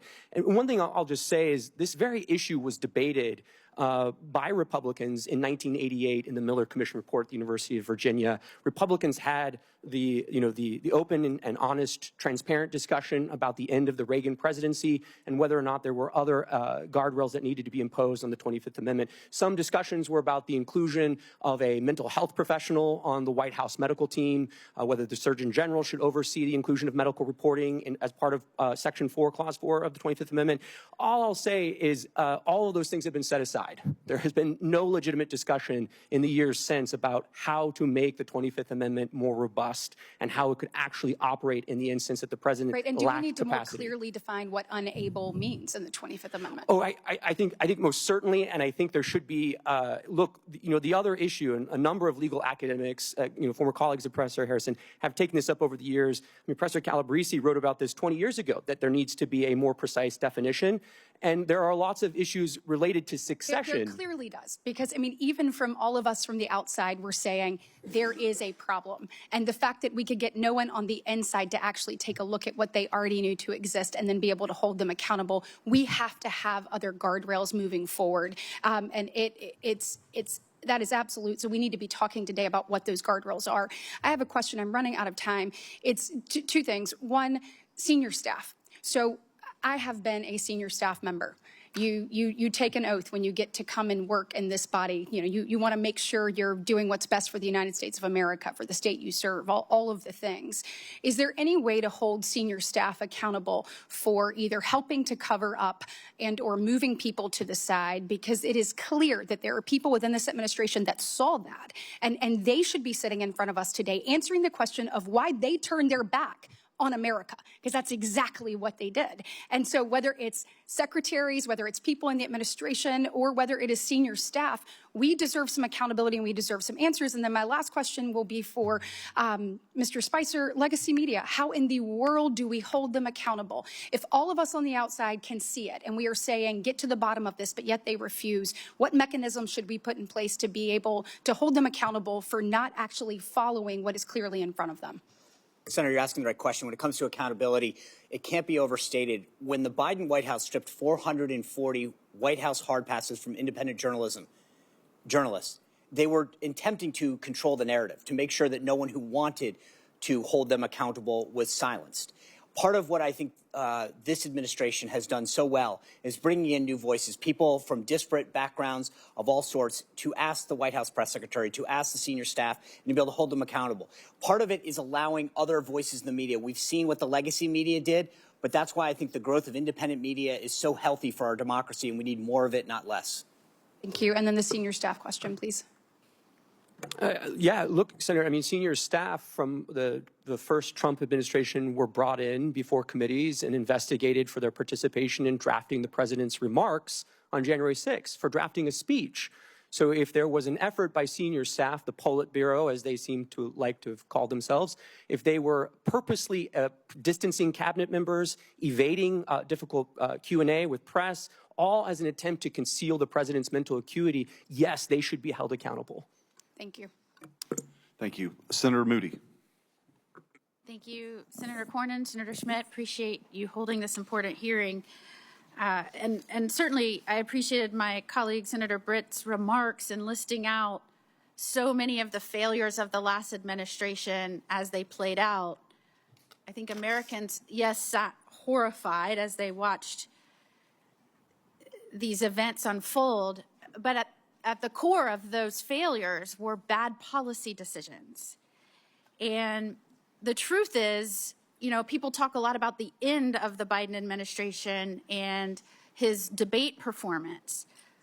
But those of us that were involved of the repercussion and the consequences of some really bad, irresponsible, reckless, I would say dangerous policies, and were involved from day one of the Biden administration, we started questioning immediately who was making these decisions, because they were so disastrous for the security of this nation and the safety of our people. So I would say from day one of the presidency through all 4 years, this was a legitimate question, and every single failure that Senator Britt listed was the consequence of a policy decision. When I was the Florida Attorney General, one of the very first executive actions that came out undid both Republican and Democrat presidential precedents of saying, if someone is here in our country and they're here illegally and they are committing serious felonies, we are deporting them. And actual priorities were that those were the ones they went after first.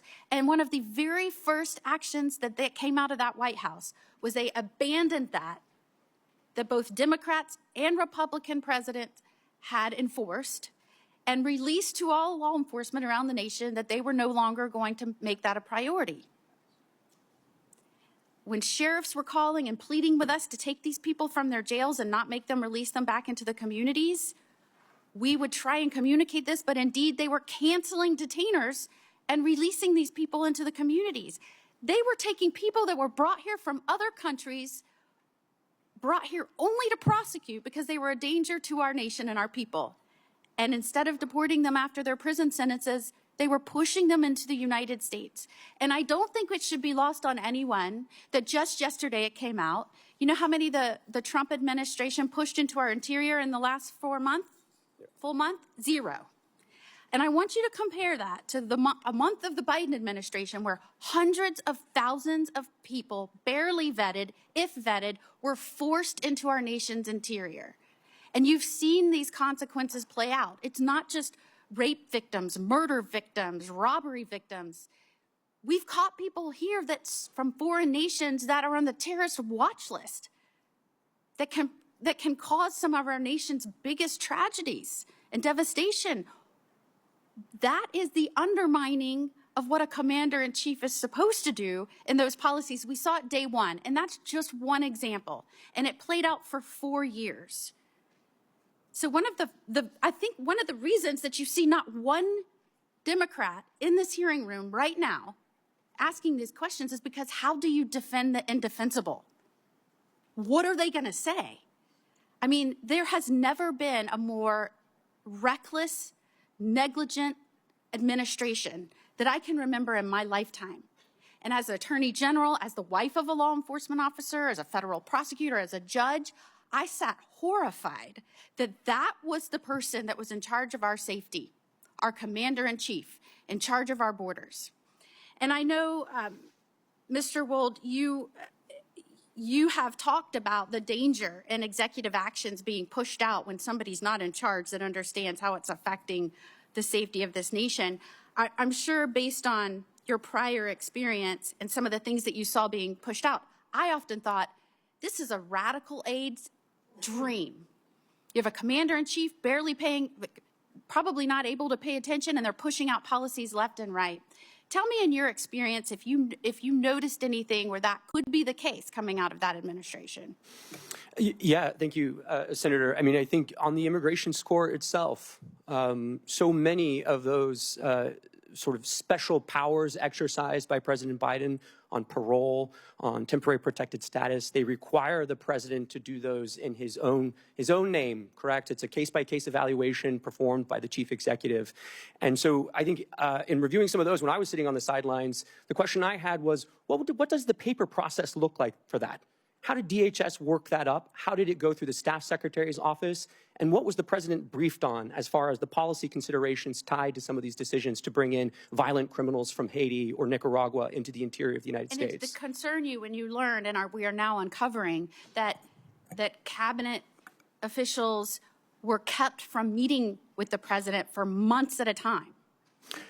Look, I mean, if you go back through our history, Senator, so Grover Cleveland, Wilson, FDR, JFK, President Johnson, President Biden, it's almost a Democrat sport to keep from the American people the health and acuity of the chief executive. They've been doing this for a long time. But this is of another level, especially as Mr. Spicer was mentioning, the complicity of the national media in obscuring this, but also that cabinet officers would go to the lengths of avoiding interacting with the chief executive because they were fearful that they would have to speak to his diminished capacity.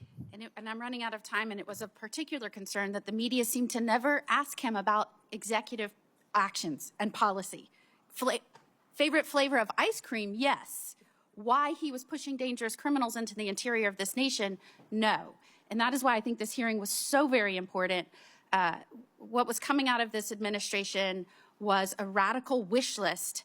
And certainly you can see it, what has happened and the consequences playing out right now. And now I think we're all seeing why. Thank you. Senator Blackburn. Thank you, Mr. Chairman, and I'm so pleased. I joined my colleague from Florida in saying it is time that we have this hearing.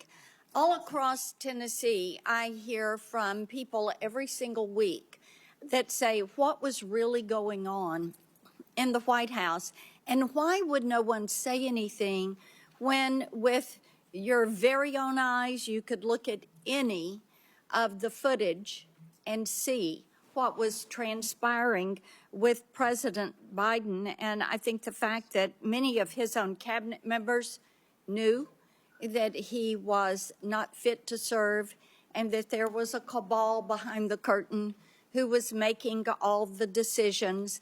It is so offensive to the American people. And it's not something that is a partisan issue. As I talk with Democrats, many of them have lost faith in what they thought was going to be a very moderate Joe Biden administration, and it turned into be the far left Bernie Sanders version of the Democrat Party that was using the autopen and making decisions and committing our great nation to policies that the American people did not support and would never have supported.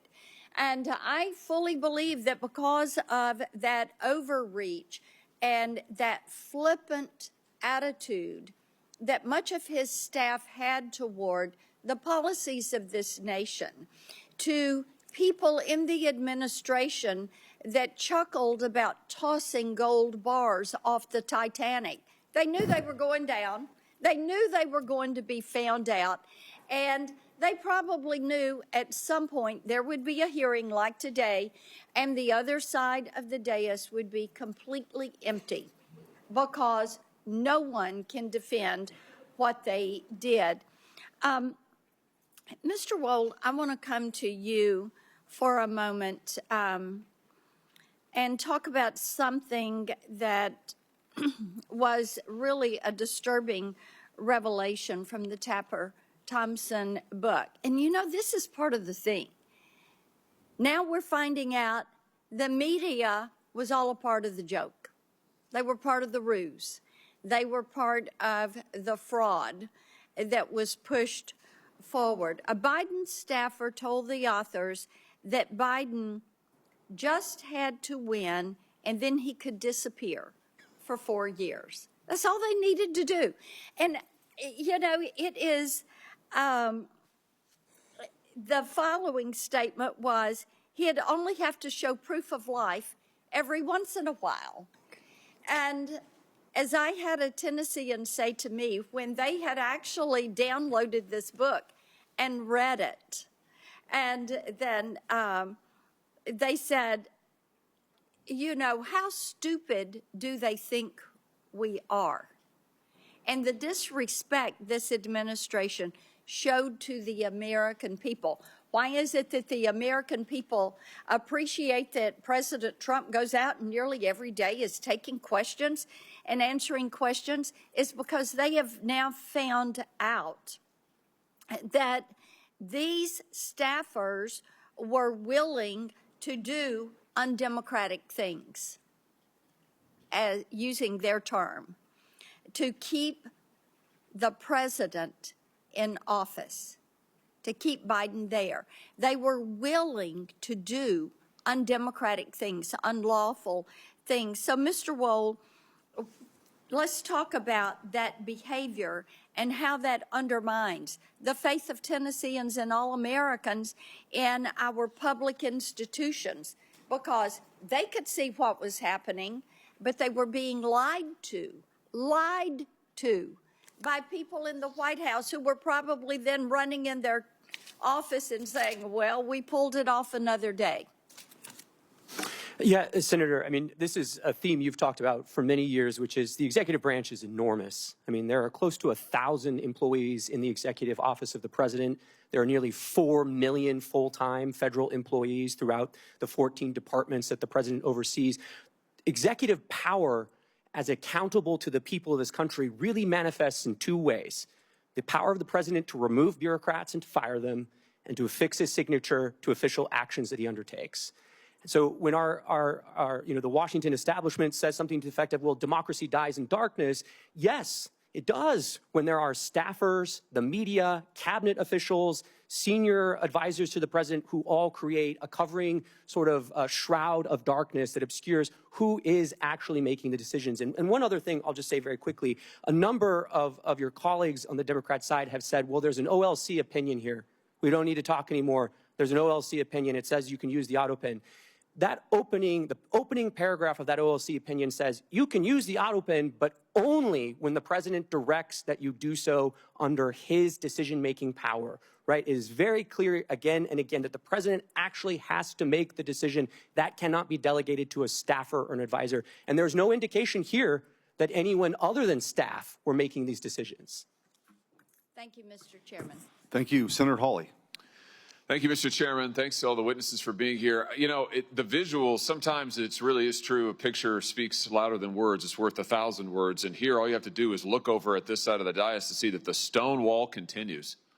I mean, from the party that lied to this nation for 4 years, let's just take a look at some of the things that our colleagues said on the Democrat side when their own Justice Department was concluding that Joe Biden, who, let's not forget, illegally took classified documents and kept them in his garage, in his freezer. I mean, Lord knows where. He just certainly didn't know.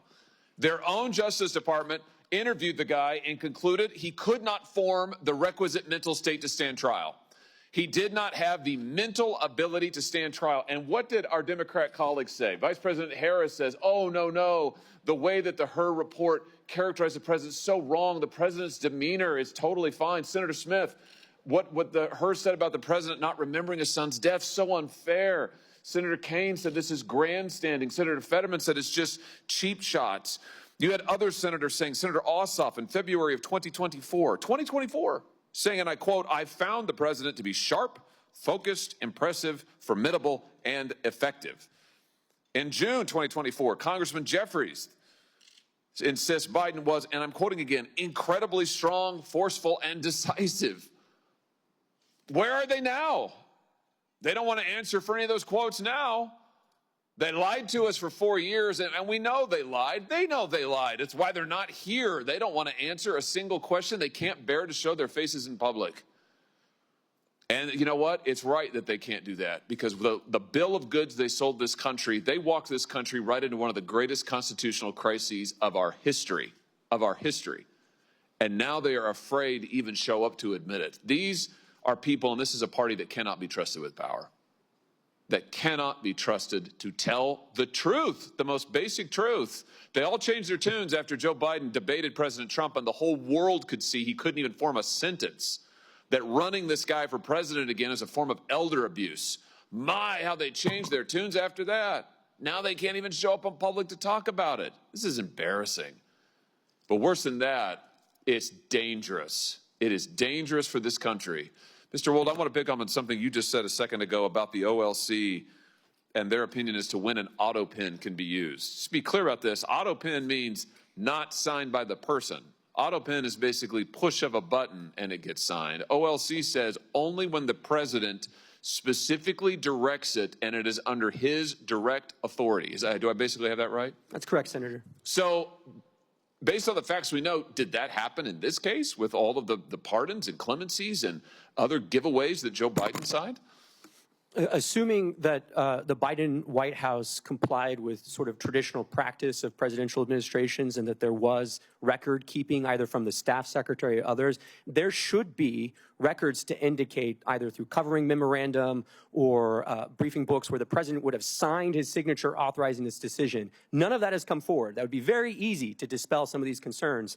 And I think what we're seeing here is really the autopen is best understood as sort of a tool of executive convenience. Hold on a second. You just said something very important. I want to emphasize that. So what you're saying is that there should be, for every time that Biden authorized the autopen, there should be a record of that. And he should have had to have registered his personal consent to using the autopen. Is that basically correct? I think to put it another way, I would say in the policy paper flow to the Oval Office, there should be a record of what documents are presented to the president when and when he gave his assent to the actions that are listed in those documents, whether it's a judicial nomination or it's a statutory response to Congress. Well, I think the answer is we need to get those documents. And I just say to our friends in the media over here, you guys need to be asking for those documents, and we need to be asking for them, Mr. Chairman. We need to see those documents.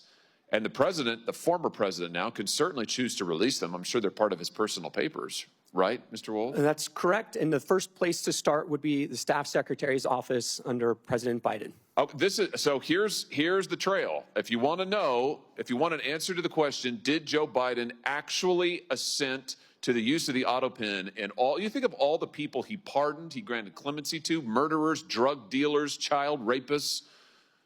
Let's find out. Did he actually authorize it? There should be a record of it, is what we've learned today. Thank you for that testimony, Mr. Wold. There should be a record of it. So this is a binary question. It's not, oh, we don't know, gee, it's hard to say. No, actually, we can find out. So right now, today, I call on President Biden, former President Biden and his staff, release the documents. You have them. You know you have them. Release them. If what you did is legal, and if you're really not embarrassed about it, and you think it was totally constitutional, release the paper flow. Show us the documents where the president authorized the use of the pen for every single pardon and clemency and stay application. Let's see it. Let's see all of it. And if you won't do it, we should subpoena those documents, and we should find out the truth of who was really running the White House, because I think we can see it was not Joe Biden. Thank you all for being here today. Mr. Wold, thanks for your testimony. Senator Kennedy. Thank you, Mr. Chairman. Gentlemen, I want to try to separate policy and politics for a second. I know it's hard to do around this place, but I thought Senator Cornyn made a very good point in his opening remarks. I think Senator Schmidt made the same point that the policy here is very important. And I want to ask you your opinion on the policy. Professor, tell me briefly, I know you came to talk about auto pens, but tell me briefly about the 25th Amendment. Well, Senator, the 25th Amendment provides the process by which to implement a principle that's in the original Constitution, which is when the president's unable to exercise the powers and duties of the presidency, somebody else exercises them, starting with the vice president. The 25th Amendment sets up a process by which, if there's a question whether the president is able to do that, the vice president and the heads of the executive departments can temporarily basically put the vice president in as acting president, and then Congress ultimately decides the question. Well, the standard, is it not, Professor? The standard is disability of the president. Is that correct? Unable to exercise the powers and duties. Okay. Yes. Here's what I would like your opinion on, and the opinion of these two gentlemen here. You have all been staffers. You've worked in government. You've had a boss. In Mr. Spicer's case, his boss was the President of the United States.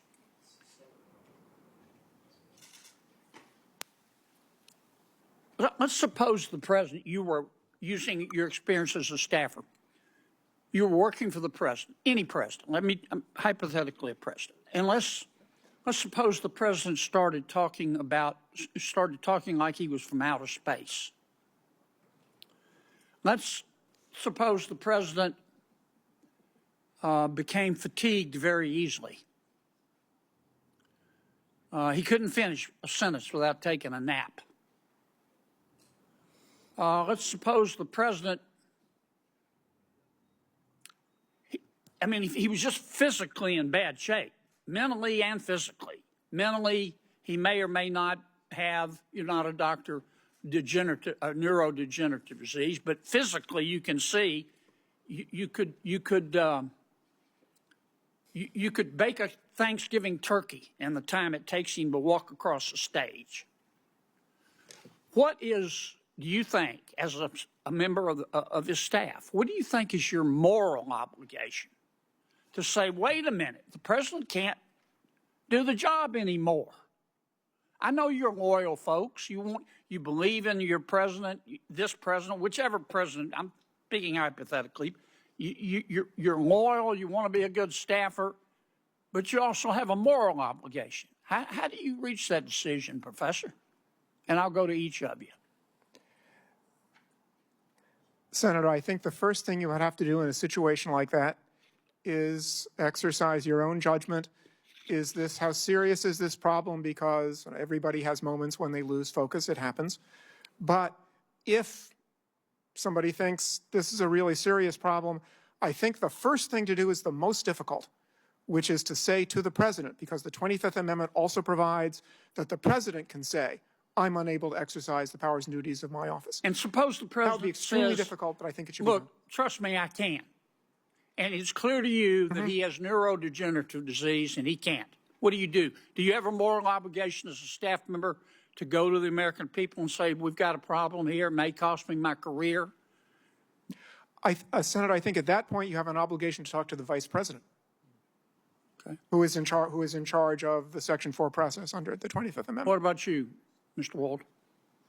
You have a moral obligation. I understand you want it to go away, you want to work it out with him, but you can't. When does a staffer have a moral obligation to stand up and say he can't be president anymore, she can't be? Well, Senator, the 25th Amendment only works if individual staffers or officers of the United States exercise that kind of moral judgment. That's what I'm asking you. Yeah, so, I think always, as the professor said, the presidency is an enormous burden, so it would be not one instance, it would have to be several instances of a failure to exercise judgment. How do you make that decision? You're the staffer, I get it. Yeah, well, I think it begins with prayer, of course, but after that, I think it's conversation with other staffers, and if you're unable to confront the president or to raise the issue with the vice president, you should resign. What about you, Mr. Spicer? Do you stand up and do it and tell the truth and run, or do you have a greater obligation to your boss? Well, luckily I didn't have that problem. But I would say that you have a moral obligation as an American, as a citizen, as a human being. If the leader of the free world cannot conduct themselves to make the decisions that are critical to this country and to the world, you absolutely have a moral obligation to follow the chain of command And if they don't act, then you must. Do either of you gentlemen disagree with that? Professor? Senator, I think acting means talking to the people who have the responsibility or in a position under the Constitution to do something. You don't with the agree with situation. Mr. Spicer? Senator, I'm not sure exactly what he has in mind, other than talking about talking to the people who can make the I'm just decision. trying to ask, you've all been staffers. Suppose you go to everybody you're supposed to go to, and they all say, my advice to you is to shut up. Do you have a moral obligation as a staffer to say, look, this person can't be president of the United States. It isn't policy. He physically can't do it. Senator Kennedy, it's not a question of whether a staffer has that obligation. It's whether you as an American have that obligation, and I think each and every one of us does. Yeah, but you can see it. An American can't. Professor, what do you think? Senator, I think there are situations under which someone in that position should speak publicly, but I also think that the views of a single individual who is not the person who is constitutionally responsible for taking measures should be considered by the public as just the views of of one individual who has some information about the subject. Thank you, Mr. Chairman. Thank you. Senator Tillis. Thank you, Mr. Chairman. Gentlemen, thank you for being here. I actually, the fact that this is in the past kind of reminds me of that scene in Lion King where Rafiki, the android, hit Simba on the head and said, doesn't matter, it's in the past. I hear, I could see where my Democrat colleagues would like to use that argument, but it mattered. And for me, I met President Biden as Vice President Biden when I was sworn in. He literally sworn me in 2015, and I've had several interactions with him over the years. There's no question that there was a significant degradation in his cognitive abilities. Probably the last time I spent much time with him was at a NATO summit. And I do think there are a lot of legitimate questions to be asked about who may have been tending the store, and I believe we should get to the bottom of it. But I want to look to the future. And back when this discussion was going on, I was suggesting the 25th Amendment. We know what the 25th Amendment does. Professor, I'm kind of curious about why, and with due respect to my colleague from Louisiana, this is a hell of a burden to place on a staff. Mr. Spicer, you've been in the White House. Can you imagine how heavy that would be and how unlikely it would be for you to be successful as an individual staff member? But Professor Harrison, I'm thinking more along the lines of what you see in boardrooms all the time about annual evaluations of the CEO or board members. What about the concept of something short of triggering the 25th Amendment, where the cabinet members, hand-selected members of the president, confirmed by the Senate, maybe on an annual basis, have to have an attestation that based on their work with the President of the United States, that he is mentally capable, fit, and the same way that we have boards make those decisions about board directors and CEOs. What would be wrong with some sort of a report or attestation to Congress from the cabinet member saying this man or woman is good to go, and it would be it would be perjury to Congress if they ended up covering up and history proved that. What's wrong with something like that as we're looking forward? Senator, I would be, and maybe I am being unduly protective of the independence of the other two branches, but well, that's sort of why I want to leave it in the. That's why all I want is the cabinet to truthfully attest to the fact that their boss is of sound mind and body, and unless they lie, it's not an issue. Senator, it's an Article 2 responsibility to report to Congress like so many other things. What's wrong with that? I think it would be a very good idea for the president to create a process like that. My concern is the thought of Congress making such a process mandatory, especially in light. Well, I'm trying to figure out the consequence, because arguably, I find it hard to believe that there were members of the cabinet that didn't go, you know what, we love this guy, he appointed us to this position, but he's missing a step. And they're refusing to. This is not about any one person. This country, this is about 340 million people in this country. No one of us should think that we should somehow be given a break if we're missing a step.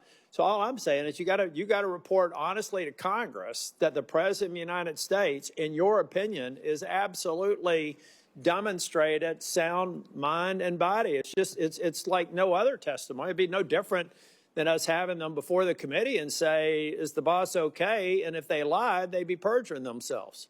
So what's the difference between that and some sort of a pro forma report that I'd be willing to subject the current president to, and then we'd have it for all the future presidents? What would be wrong with that? Senator, again, I think the problem there is the Constitution has created a process for that, and that's the 25th Amendment, and that suggests that Congress can't create another process. Now, I do think that the point you're making today is part of the political process that might lead presidents to create a system like that on their own, which might enhance the people's confidence. About to run out of time. Mr. Spicer, what do you think?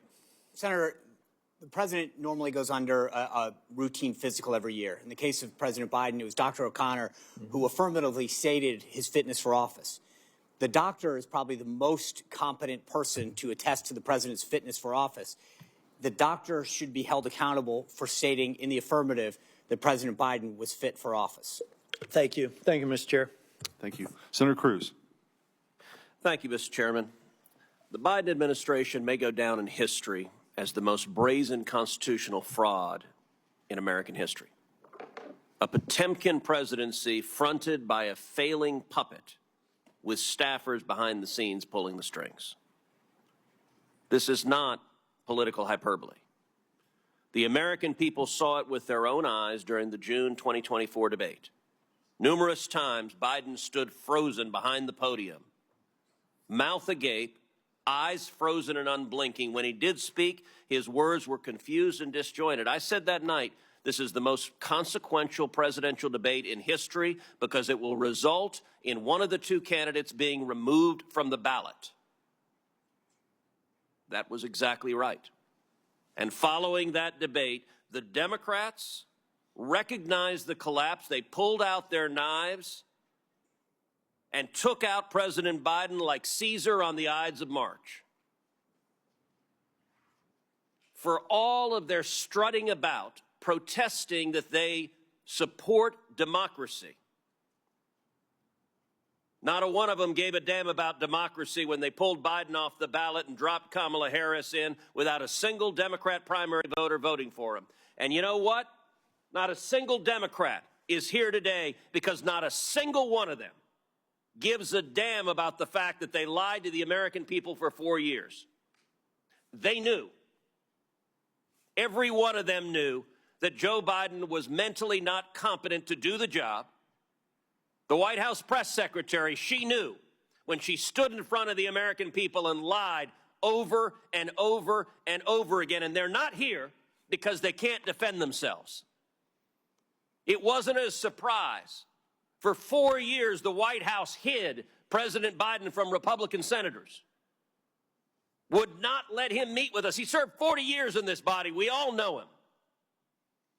And they deliberately lied. And by the way, Jake Tapper had a bombshell book exposing the incredible scandal that Biden's mental decline was covered up by Jake Tapper.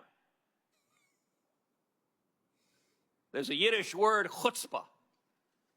And that truly is chutzpah. How dare we lie and cover up what we all knew? Now, I have been asked literally 1,000 times by Texans, who was running the country? And I'm going to give you the most terrifying answer. I don't know. I genuinely don't know. And not a single Democrat here cares.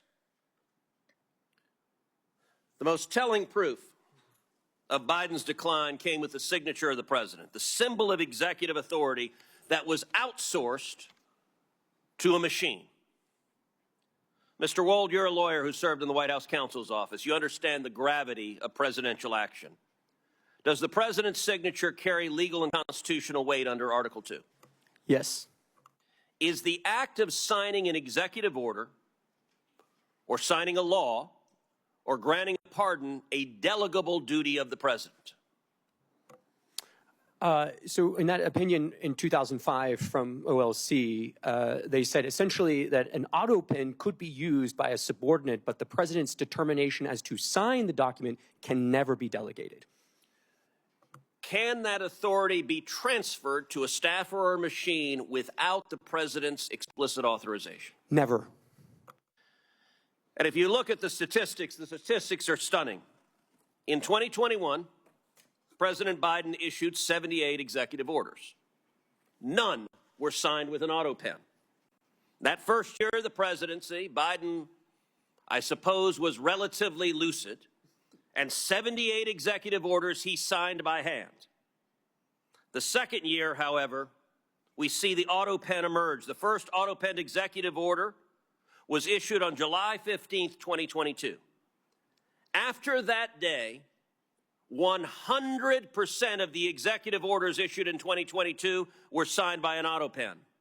In 2023, Biden issued 24 executive orders. 16 were autopenned. In 2024, Biden issued 19. 14 were autopenned. In 2025, Biden issued 14 executive orders. Every single one was autopenned. Mr. Wald, let me ask you as a legal matter, if there's a law that's passed both houses of Congress and it goes to the White House, and a staffer autopens signing that law without the president's authorization, is that law legally passed and signed into law? No. If an executive order is issued and a staffer autopens it without the president's authorization, is that executive order legally binding? No.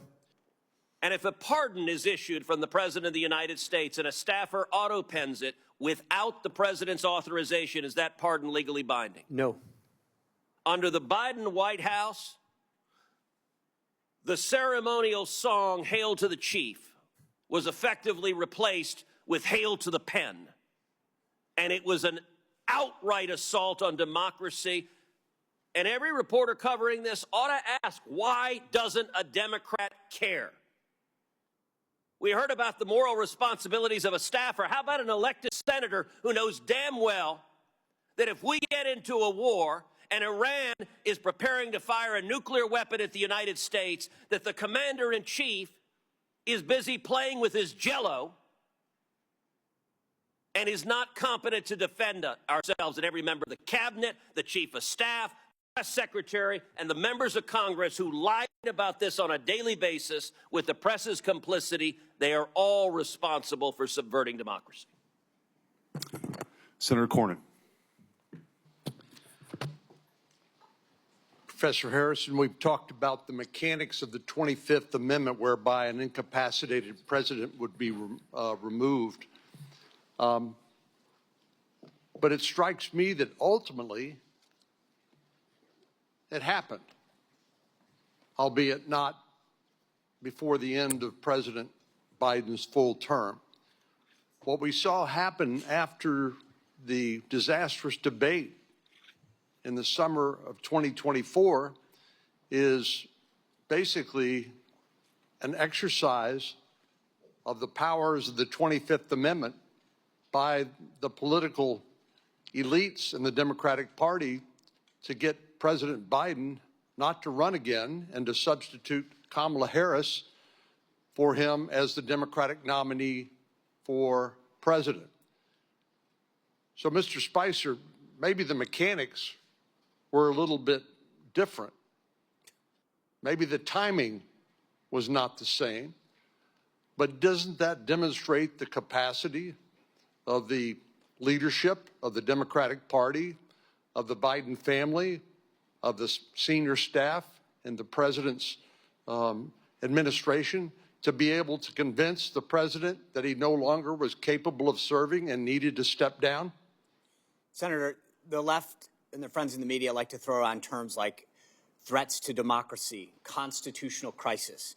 And if we don't have confidence in the leader of the free world making decisions, that truly is the definition of a constitutional crisis and the threat to democracy. So for all these folks to stand up here and use those phrases over and over again and then not have the desire to show up, to understand what's happening, to stand up at the time, as we discussed earlier, whether it was a staffer or a cabinet member, to literally avoid going to the Oval Office. And in the case of the media, to avoid the questions that were so clearly obvious to the rest of America, shows that they were more concerned with power and preserving that power and an agenda than they were at really caring about the Constitution and democracy. I agree that that is the clear conclusion. And obviously they decided to do it only at such a time as that ability to wield power was coming to an end. If, in fact, President Biden had remained the nominee of the Democratic Party and then ran against and lost to President Trump, these folks would be out of luck and out of power. So they decided to act under that circumstance. Senator, you look at a lot of these decisions, and it was pretty clear that there was a handful of folks at the top of the Biden administration and Biden White House that had been around him for decades, where all of that information funneled. So I mentioned before, there are approximately 25 senior White House staffers that have the rank of assistant to the president. Those are the highest White House staffers. I would bet that only a handful of them ever interacted with President Biden on a daily basis. The rest of them had their communications funneled through other people. If the press secretary, the communications director, whose job it is to speak on behalf of the principal in lieu of them being able to talk or communicate, don't have access to those individuals at the senior-most level, then what good are they?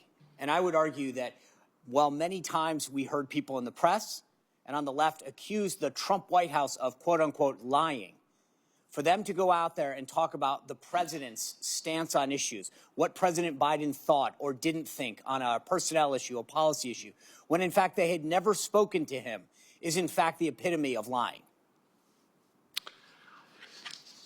One of the most consequential actions or inactions of the Biden presidency during 4 years was his failures to secure our southern border and to deal with illegal immigration.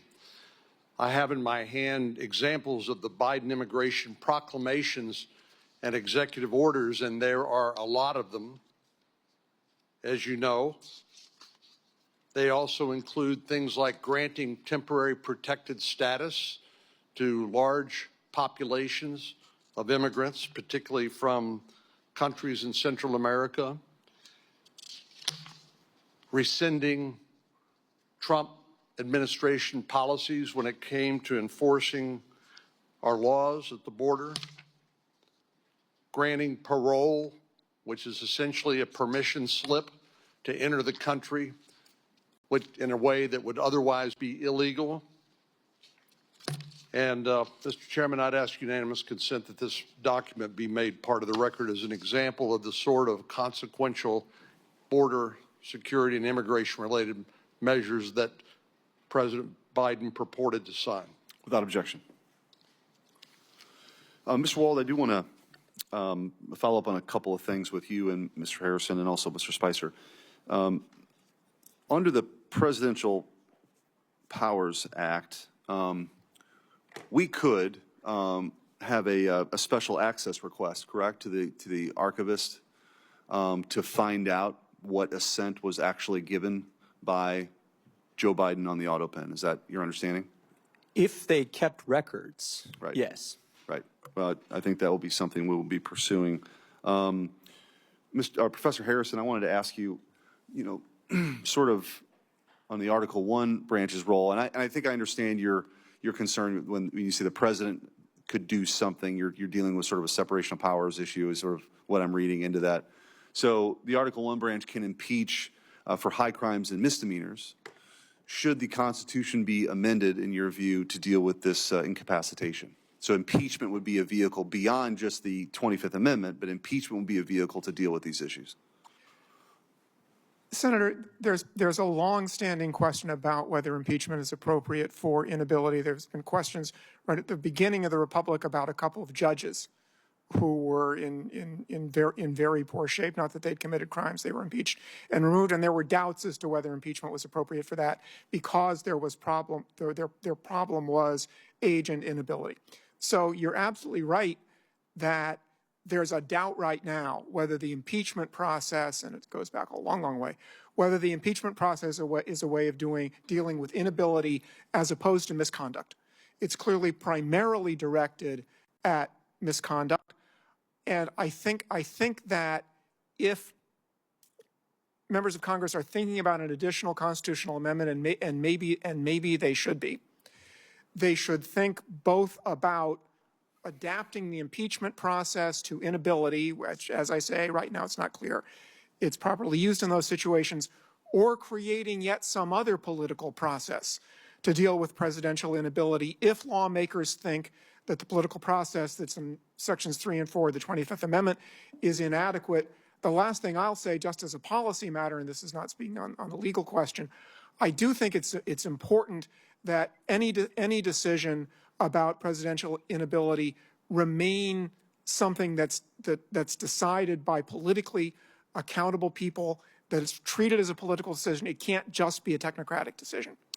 Mr. Spicer, you've criticized the corporate media and legacy media folks for sort of lying down here or being complicit because of their, whether it's Trump derangement syndrome or whatever the reason was. Who specifically do you think gets a gold star for lying most profusely and just sort of continuing to cover this up over the years?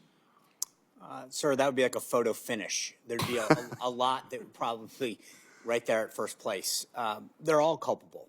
I mean, I read some of the headlines to the committee earlier, the Washington Post, CNN, NBC, where they, without evidence, to use their phrase, went after President Trump's physical and mental acuity, and yet failed to ask similar questions of the White House press office publicly. They failed to cover the stories. I don't think that there's a winner.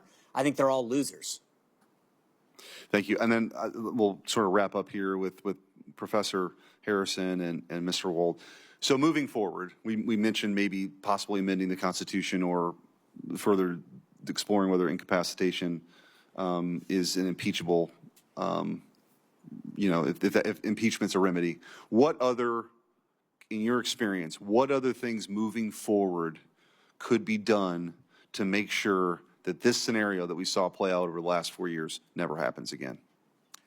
Senator, I think the most important thing that can be done is something you're doing right now, which is draw public attention to this problem, and so give presidents an incentive to take steps that will reassure the people that they are sound and able to perform their functions.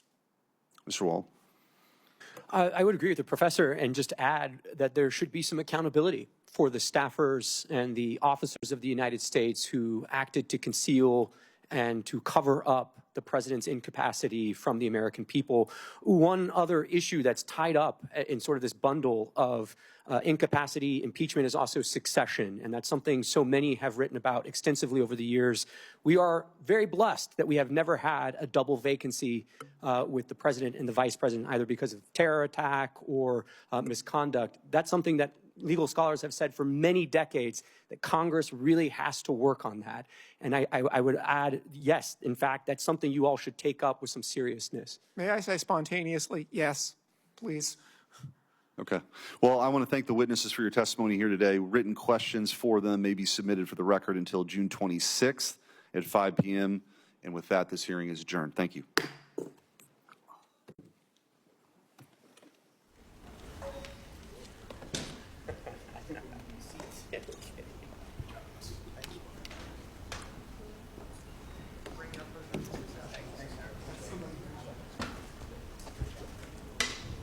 Thank you. Thanks for having me.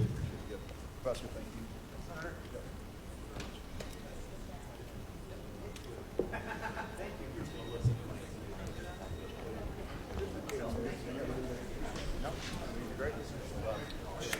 Thank you.